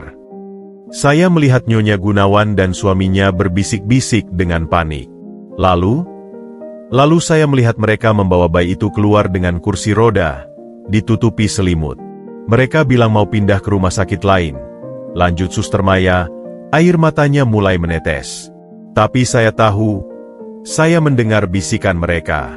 Kata Nyonya Gunawan, kita harus menyingkirkan masalah ini sebelum diketahui publik. Bu Sari merasa dadanya sesak. Jadi mereka membuangnya? Bayi mereka sendiri? Suster Maya mengangguk, menyeka air matanya. Saya tidak punya bukti kuat waktu itu. Tapi besok paginya, mereka melapor bahwa bayinya diculik. Saya dicatat sebagai saksi yang melihat penculiknya. Tapi deskripsi yang saya berikan sengaja tidak jelas karena saya tahu itu bohong. Kenapa suster tidak bicara waktu itu? Tanya Bima lembut. Saya takut. Keluarga mereka kaya dan berkuasa. Saya hanya perawat biasa. Dan saya pikir bayi malang itu sudah meninggal dalam perjalanan. Jawab Suster Maya dengan suara bergetar. Sampai saya dengar kasus Bu Sari dan bahwa bayinya masih hidup dan sehat. Dia memandang Bu Sari, matanya penuh rasa haru. Bu, saya melihat berita tentang perjuangan Anda. Dan saya tahu, saya harus bersaksi. Anda menyelamatkan nyawa yang mereka buang. Anda yang menjadi ibu sejati bagi anak itu. Bu Sari menangis, memegangi tangan Suster Maya. Terima kasih, Suster. Terima kasih sudah berani berbicara. Tapi Bima masih waspada. Suster, ini akan berbahaya bagi Anda. Keluarga Gunawan tidak akan terima begitu saja. Suster Maya mengangkat bahunya, tapi matanya penuh ketakutan. Saya sudah pensiun sekarang. Suami saya sudah meninggal. Anak-anak saya sudah besar. Mungkin inilah saatnya saya melakukan hal yang benar. Pertemuan itu berakhir dengan cepat. Suster Maya bergegas pergi setelah memberikan pernyataan tertulis yang ditandatangani di atas kertas bermeterai. Bu Sari dan Bima duduk diam sebentar, memproses semua yang mereka dengar. Jadi benar, Pak, bisik Bu Sari akhirnya. Mereka membuangnya. Mereka membuang Aska seperti sampah. Bima mengangguk, wajahnya keras. Sekarang kita punya senjata, Bu. Tapi pertarungan belum selesai. Kita harus menyusun strategi dengan hati-hati. Kesaksian Suster Maya sangat berharga, tapi kita butuh lebih banyak bukti. Dalam perjalanan pulang, Bu Sari memandang keluar jendela, air matanya tidak henti mengalir. Dia membayangkan betapa tak berdayanya Aska kecil waktu itu, dibuang oleh orang yang seharusnya melindunginya. Tapi kemudian dia tersenyum melalui air mata. Karena dari kejahatan itu, datanglah anugerah terbesar dalam hidupnya. Kau selamat, Aska, bisiknya. Dan ibu akan pastikan kau tetap selamat. Ibu akan berjuang untukmu dengan segala yang ibu punya. Dia tahu pertempuran di pengadilan akan menjadi sengit. Tapi sekarang, dia punya kebenaran di sisinya. Dan kadang, itu lebih kuat daripada uang dan kekuasaan manapun. Hari sidang pertama tiba. Bu Sari terbangun sebelum fajar. Perutnya bergejolak oleh campuran rasa mual dan ketakutan. Dia mengenakan baju terbaiknya, kebaya sederhana yang sudah usang namun bersih, warisan almarhum ibunya. Aska, yang masih terlalu kecil untuk memahami sepenuhnya, tapi cukup cerdas untuk merasakan ketegangan, membantu dengan serius menyemir sepatu sederhana Bu Sari. Ibu cantik, puji Aska, memandangi Bu Sari yang sedang menyisir rambutnya dengan tangan gemetar. Terima kasih, sayang, jawab Bu Sari, berusaha tersenyum. Hari ini ibu harus pergi ke suatu tempat penting. Ibu pulang cepat, ya. Aska ikut? Rengek Aska, memeluk kaki Busari. Tidak bisa, sayang. Tempatnya tidak untuk anak-anak, kata Busari, membungkuk menciumnya. Aska main dengan si Putih saja. Ibu janji cerita semua sesampainya di rumah. Bima datang menjemput dengan mobil sewaan sederhana. Wajahnya tegang namun penuh keyakinan. Siap, Bu? Hari ini kita hanya akan mendengar dakwaan dan memberikan pernyataan awal.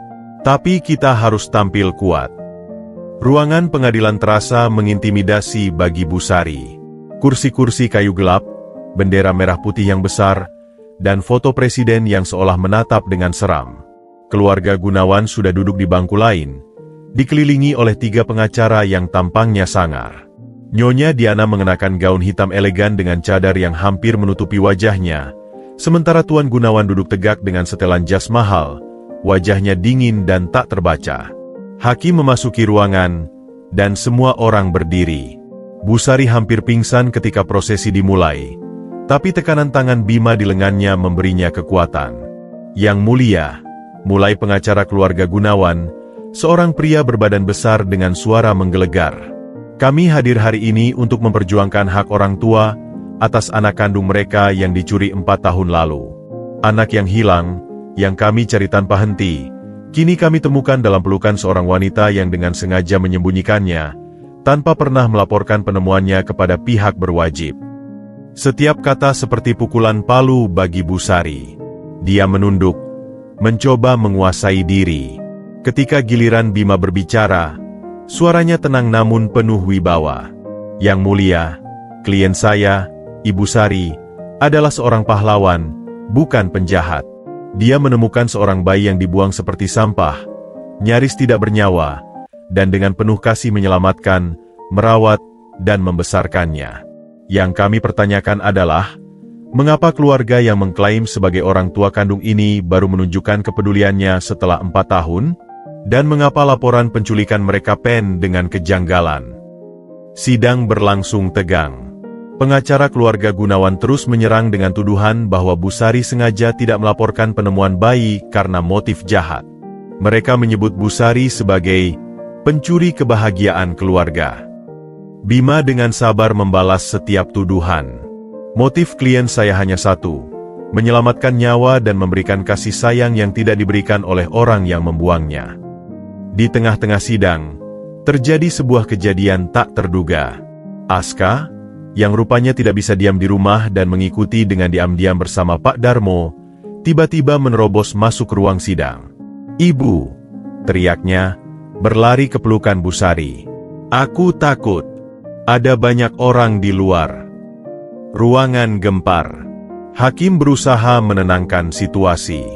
Nyonya Diana berdiri. Wajahnya berubah pucat melihat Aska yang memeluk Busari erat-erat. "Askar, nak, ibu di sini," teriak Nyonya Diana. Tapi Aska justru semakin erat memeluk Busari, ketakutan. "Jangan. Aku mau ibu saja. Aku tidak kenal ibu itu," tangis Aska.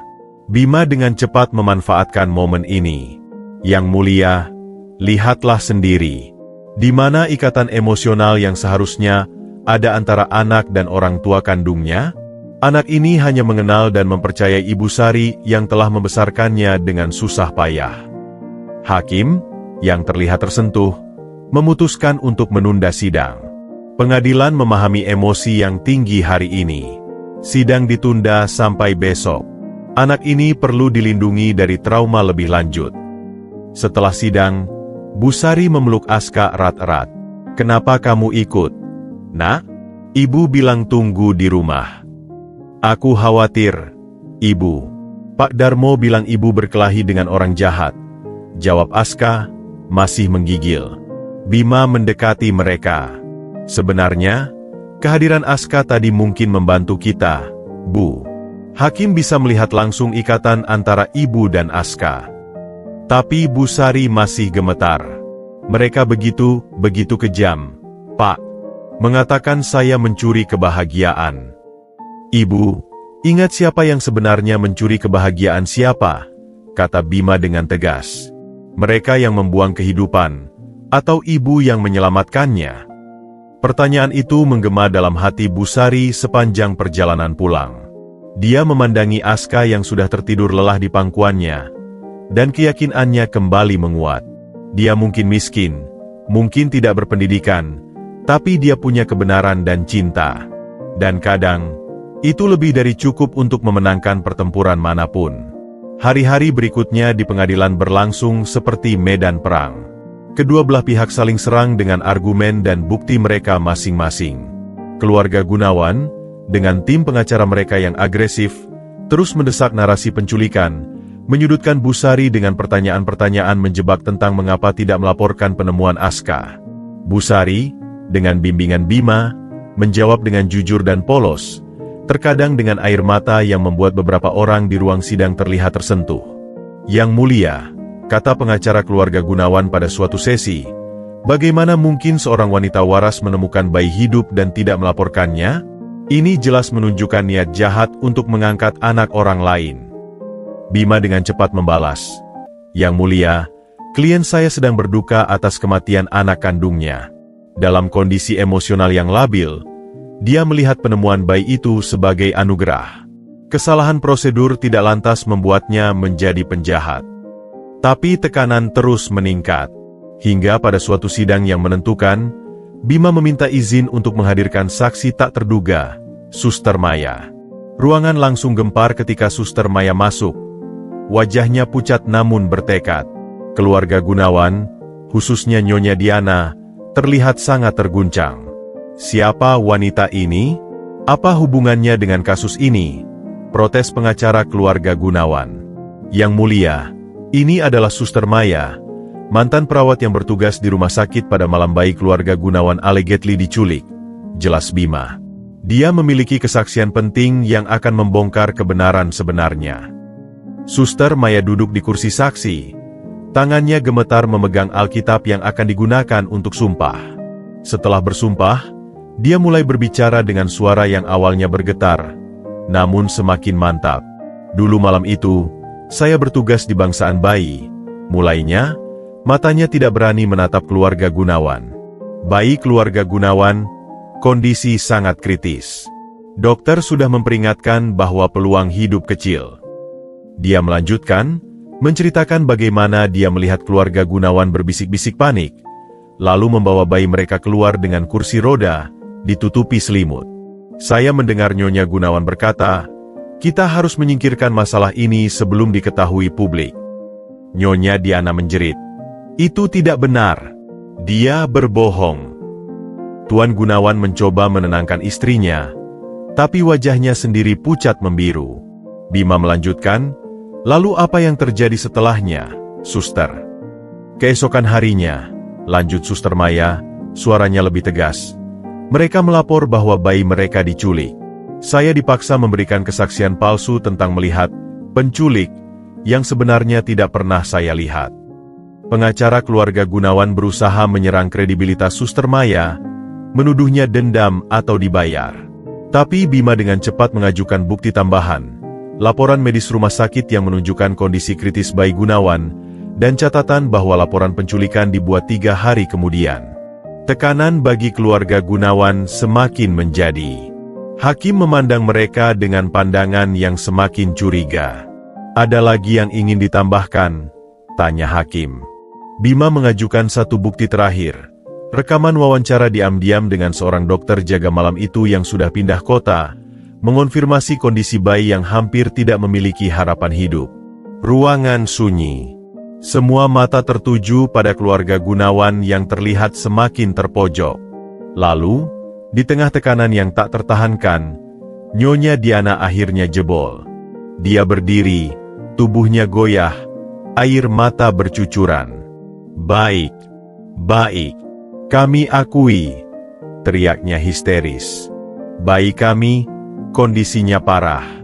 Dokter bilang dia mungkin cacat, mungkin tidak akan bertahan. Kami takut, malu. Jadi kami tinggalkan dia di tempat yang sepi, berharap dia pergi dengan damai. Tuan Gunawan mencoba menarik tangan istrinya untuk diam, Tapi Nyonya Diana sudah tidak bisa dibendung. Kami laporkan diculik untuk menutupi aib kami. Tapi kemudian kami tahu dia masih hidup, dipelihara oleh wanita ini. Kami takut ketahuan, jadi kami klaim dia diculik untuk mengambilnya kembali. Pengakuan itu mengguncang ruang pengadilan. Semua orang terbelalak, termasuk Busari yang menangis terisak-isak, campuran antara syok, sedih, dan lega. Hakim harus mengetuk palu berkali-kali untuk menenangkan ruangan. Apakah ini pengakuan resmi dari pihak penggugat? Tanyanya dengan suara berat. Tuan Gunawan menunduk dalam diam, tidak menyangkal. Wajahnya mencerminkan kehancuran total. Kebenaran pahit itu akhirnya terungkap. Bukan penculikan, tetapi pengabaian. Bukan kejahatan oleh Busari, tetapi upaya penyelamatan olehnya. Busari memandang keluarga Gunawan yang hancur, dan di hatinya yang terluka, ada sedikit rasa iba. Mereka adalah orang-orang yang dikalahkan oleh rasa malu dan ketakutan mereka sendiri, hingga tega membuang darah daging mereka sendiri. Tapi yang paling penting, kebenaran telah berbicara. Dan kebenaran itu ada di pihak Busari dan Aska. Suasana di ruang pengadilan pada hari pembacaan putusan terasa begitu berbeda. Udara yang biasanya dipenuhi ketegangan dan amarah, kini lebih berisi keheningan yang menunggu. Busari duduk di bangku yang sama, memegangi tangan Bima dengan erat. Tangannya yang keriput dan penuh urat terasa dingin dan berkeringat. Di seberang, keluarga Gunawan duduk dengan wajah hancur. Keangkuhan mereka telah runtuh menjadi debu setelah pengakuan pahit Nyonya Diana. Aska tidak hadir. Atas saran Bima dan persetujuan hakim, anak itu dilindungi dari drama pengadilan yang sudah cukup membuatnya trauma. Busari bersyukur untuk itu. Dia tidak ingin Aska melihat lebih banyak lagi penderitaan. Hakim memasuki ruangan dengan wajah yang sulit dibaca. Setelah semua prosedur formalitas, dia duduk dan memandang kedua belah pihak dengan dalam. Suaranya ketika berbicara menggema dalam keheningan ruangan yang penuh. Setelah mempertimbangkan semua bukti, kesaksian, dan pengakuan dari pihak penggugat, mulai sang hakim, suaranya berat namun jelas. Pengadilan sampai pada kesimpulan yang jelas. Busari menahan napas. Jemarinya mencengkeram lengan Bima. Pertama, pengadilan menyatakan bahwa tuduhan penculikan oleh tergugat adalah tidak berdasar. Tidak ada bukti yang mendukung klaim tersebut. Sebaliknya, yang terbukti adalah bahwa penggugat, keluarga Gunawan, dengan sengaja membuang anak kandung mereka sendiri dalam kondisi yang memprihatinkan. Nyonya Diana menunduk. Bahunya terguncang oleh isak tangis yang bisu. Tuan Gunawan duduk kaku. Wajahnya pucat bagai lilin. Kedua, lanjut hakim, pengadilan mengakui bahwa Ibu Sari, tergugat, telah bertindak sebagai penyelamat. Meskipun secara prosedur tidak melaporkan penemuan bayi, motivasinya adalah menyelamatkan nyawa dan memberikan kasih sayang, bukan kejahatan. Busari mengeluarkan air mata. Rasa lega mulai merambat dalam dadanya yang sesak. Yang paling penting, suara hakim semakin tegas. Pengadilan harus memutuskan berdasarkan kepentingan terbaik anak. Anak, Aska, telah dibesarkan dengan penuh cinta dan pengorbanan oleh Ibu Sari selama 4 tahun. Mengambilnya dari satu-satunya lingkungan dan pengasuh yang dia kenal akan menjadi trauma berat baginya. Hakim berhenti sejenak, memandang keluarga Gunawan. Sementara pihak penggugat adalah orang tua kandung, tindakan mereka membuang anak sendiri telah memutus ikatan kepercayaan dan moral sebagai orang tua. Pengadilan tidak dapat mempercayakan pengasuhan anak pada pihak yang telah menunjukkan pengabaian sedemikian parah. Keputusan akhir pun diucapkan. Dengan ini, pengadilan menolak gugatan penggugat. Hak asuh penuh diberikan kepada Ibu Sari. Selain itu, mengingat pengakuan atas tindakan pembuangan bayi dan pelaporan palsu, keluarga Gunawan dihukum untuk membayar tunjangan anak hingga Aska dewasa sebesar 2 juta rupiah per bulan, serta denda untuk negara. Ruangan tetap sunyi sejenak. Kemudian pecah oleh suara tangis lega Busari yang memeluk Bima. Di seberang, keluarga Gunawan tampak hancur total. Nyonya Diana terjatuh dari kursinya. Isak tangisnya yang histeris memenuhi ruangan. "Anakku, maafkan ibu, maafkan." Ratapnya tak keruan. Tuan Gunawan tidak bergerak. Wajahnya kosong, seperti orang yang baru kehilangan segalanya. Hakim mengetuk palu untuk terakhir kali. Perkara ditutup. Keputusan ini mengikat dan harus ditaati kedua belah pihak. Di luar pengadilan, Busari masih tidak percaya. Dia memandang Bima dengan mata berkaca-kaca. Ini benar, Pak? Saya tidak bermimpi." Bima tersenyum lebar. Matanya juga basah. "Benar, Bu. Anda menang. Aska tetap bersama Anda." Busari memeluknya erat. "Terima kasih, Pak Bima. Terima kasih untuk segalanya. Saya tidak akan bisa membalas kebaikan Bapak. Kemenangan Anda sudah menjadi balasan terbaik, Bu," jawab Bima. "Sekarang, pulanglah pada Aska. Beritahu dia bahwa dia aman, dan tidak akan ada yang memisahkannya dari Anda." Dalam perjalanan pulang, Busari tidak bisa berhenti menangis. Tangisannya adalah pelampiasan dari semua ketakutan, kecemasan, dan penderitaan selama berbulan-bulan. Tapi kali ini, air matanya adalah air mata kebahagiaan. Sesampainya di gubuknya, Aska langsung berlari menyambut. Ibu pulang. Bagaimana ceritanya? Ibu menang." Busari memeluknya, mengangkat tubuh kecilnya dan berputar-putar. "Iya, sayang. Ibu menang. Kita menang. Kamu tetap bersama ibu. Selamanya." Aska tertawa riang, meski tidak sepenuhnya paham. "Hore! Aku tidak mau pisah sama ibu." Malam itu, setelah Aska tertidur dengan senyum di wajahnya, Busari duduk di teras, memandangi bintang-bintang. Perjuangannya akhirnya berakhir. Kemenangan ini bukan hanya untuknya, tetapi untuk semua ibu yang berjuang untuk anak-anak mereka dengan cara mereka sendiri. Dia tahu hidupnya masih akan sulit, tapi sekarang dia punya kepastian. Kepastian bahwa Aska akan tetap menjadi anaknya, bahwa cinta mereka tidak akan dipisahkan oleh siapapun atau apapun. Dan untuk Busari, itu adalah kemenangan terbesar dalam hidupnya. Beberapa minggu telah berlalu sejak keputusan pengadilan yang menggemparkan. Udara di sekitar gubuk Busari perlahan-lahan kembali berisi kedamaian, meski kini ada nuansa berbeda, nuansa kemenangan dan kepastian yang manis.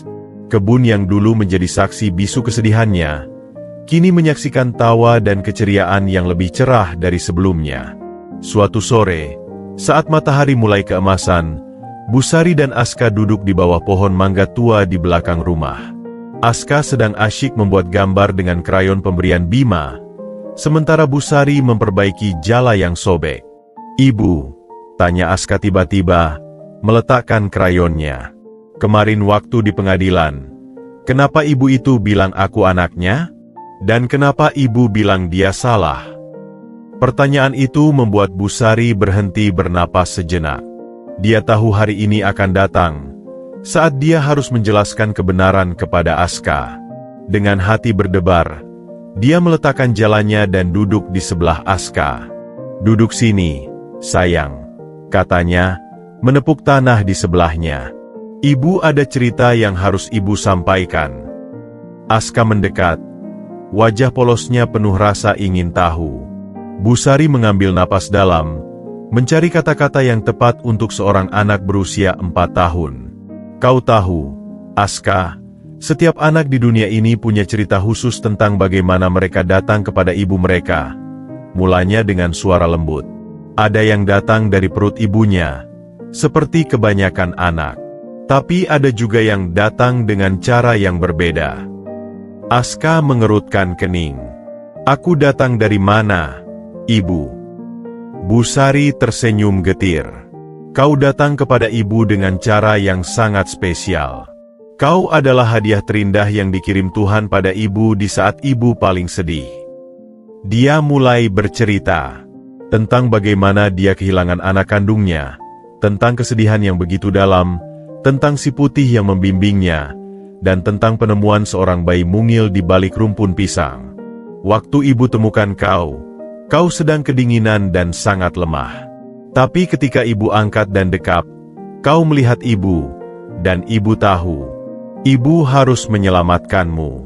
Ibu harus mencintaimu. Aska mendengarkan dengan mata terbelalak. Prosesor kecil di kepalanya bekerja keras mencerna cerita itu. Jadi, ibu tidak melahirkan Aska. Busari menggeleng, matanya berkaca-kaca. Tidak, sayang. Tapi melahirkan itu bukan hanya tentang mengeluarkan bayi dari perut. Ibu melahirkan cinta untukmu setiap hari. Ibu melahirkan pengorbanan dengan bekerja di kebun untuk membeli susumu. Ibu melahirkan keberanian dengan berjuang di pengadilan untuk mempertahankanmu. Dia memegangi tangan kecil Aska. Keluarga itu, mereka adalah orang yang melahirkanmu dari perutnya. Tapi karena alasan yang sangat salah, mereka tidak bisa merawatmu. Jadi Tuhan mengirim kau pada ibu. Aska diam sebentar, memandangi wajah Busari yang penuh kasih. Jadi, mereka ibu dan bapak Aska yang pertama. Busari mengangguk. Hatinya squeezed oleh kedewasaan pertanyaan itu. Iya, sayang. Tapi mereka tidak siap menjadi orang tua. Sedangkan ibu sudah menunggumu. Ibu sudah siap mencintaimu dengan seluruh hati ibu. Terus, Aska punya dua ibu? Tanya Aska lagi, kepalanya miring. Busari menarik napas. Kau punya satu ibu yang melahirkanmu, dan satu ibu yang memilihmu. Ibu yang memilihmu inilah yang tiap hari memelukmu, yang menyuapimu, yang menjagamu ketika sakit, yang berjuang untukmu.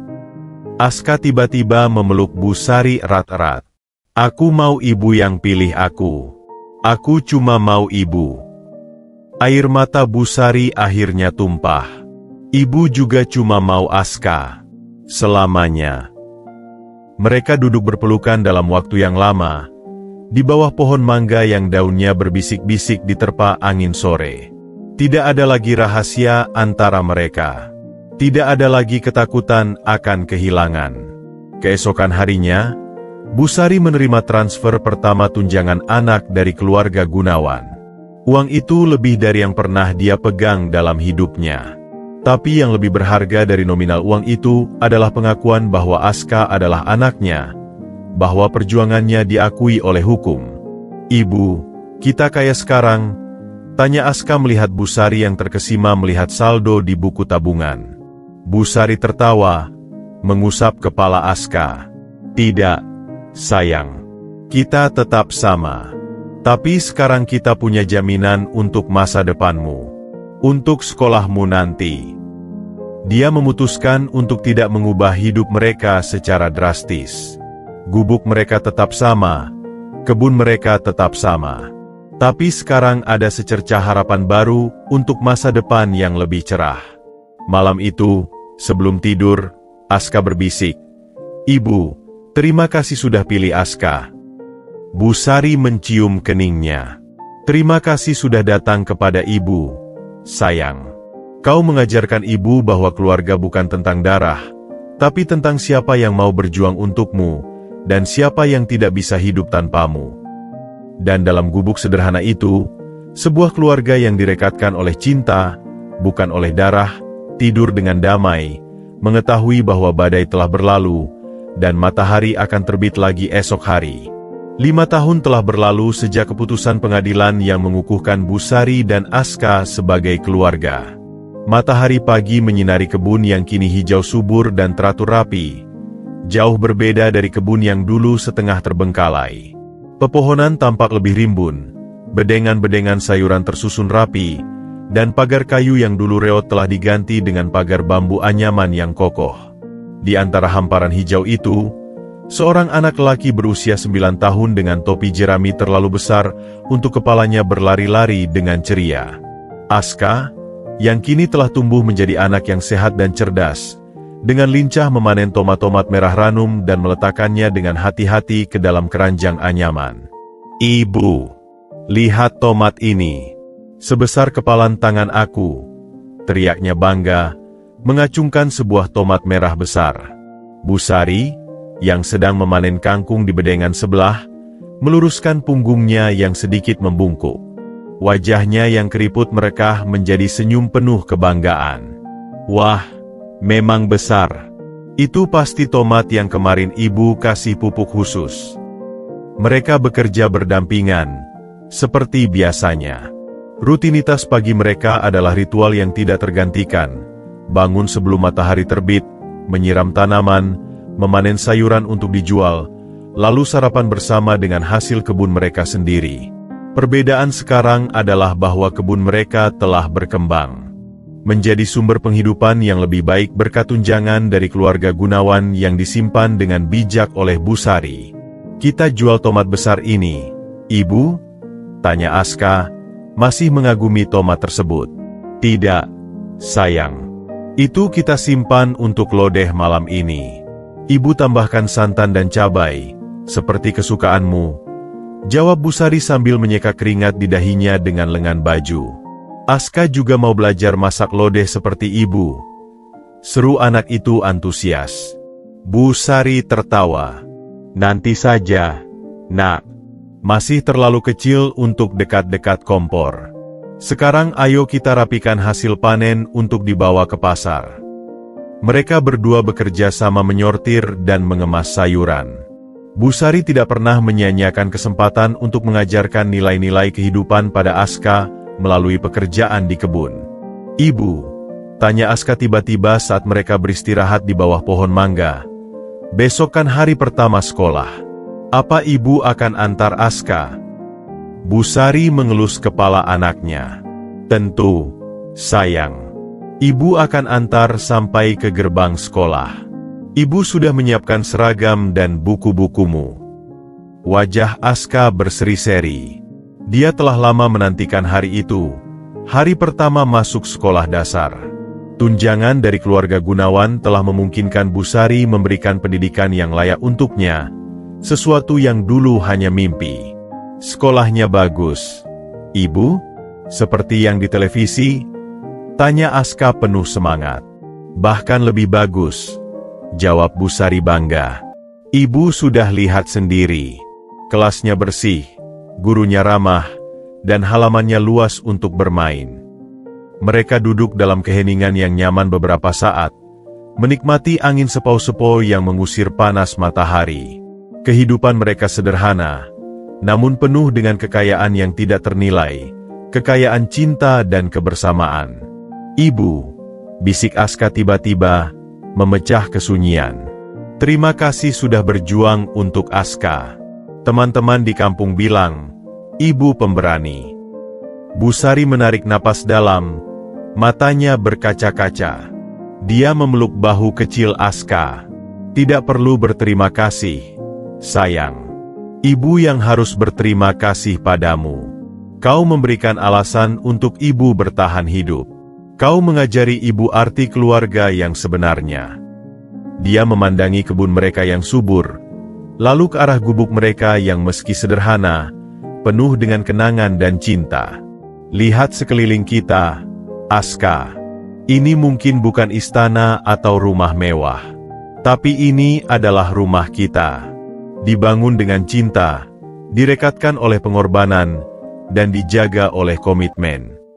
Aska memeluk Busari erat. "Rumah kita istana terbaik, Ibu. Di sini ada ibu, ada si putih, dan ada kebun kita." Aska tidak mau tinggal di tempat lain. Matahari semakin tinggi, menyinari mereka berdua yang tetap berpelukan. Busari tahu perjalanan mereka belum selesai. Masih akan ada tantangan, masih akan ada kesulitan. Tapi setelah badai yang mereka lalui, dia tahu tidak ada yang tidak bisa mereka hadapi bersama. "Yuk, kita selesaikan pekerjaan kita," kata Busari akhirnya, bangkit dengan semangat baru. "Masih banyak yang harus dilakukan sebelum besok. Hari pertama sekolah harus dipersiapkan dengan baik." Mereka kembali bekerja, tapi kali ini dengan nyanyian kecil dari Aska yang bersenandung riang. Bu Sari bergabung dengan suara seraknya, menciptakan harmoni indah di antara gemerisik daun dan kicauan burung. Di kebun yang subur itu, di bawah langit biru yang cerah, seorang ibu dan anak yang dipertemukan oleh takdir sedang menikmati musim panen mereka. Bukan hanya panen sayuran, tetapi panen kebahagiaan, panen cinta, dan panen harapan untuk masa depan yang cerah. Mereka adalah bukti bahwa keluarga bukan tentang darah yang mengalir di pembuluh darah, tetapi tentang cinta yang mengalir di hati.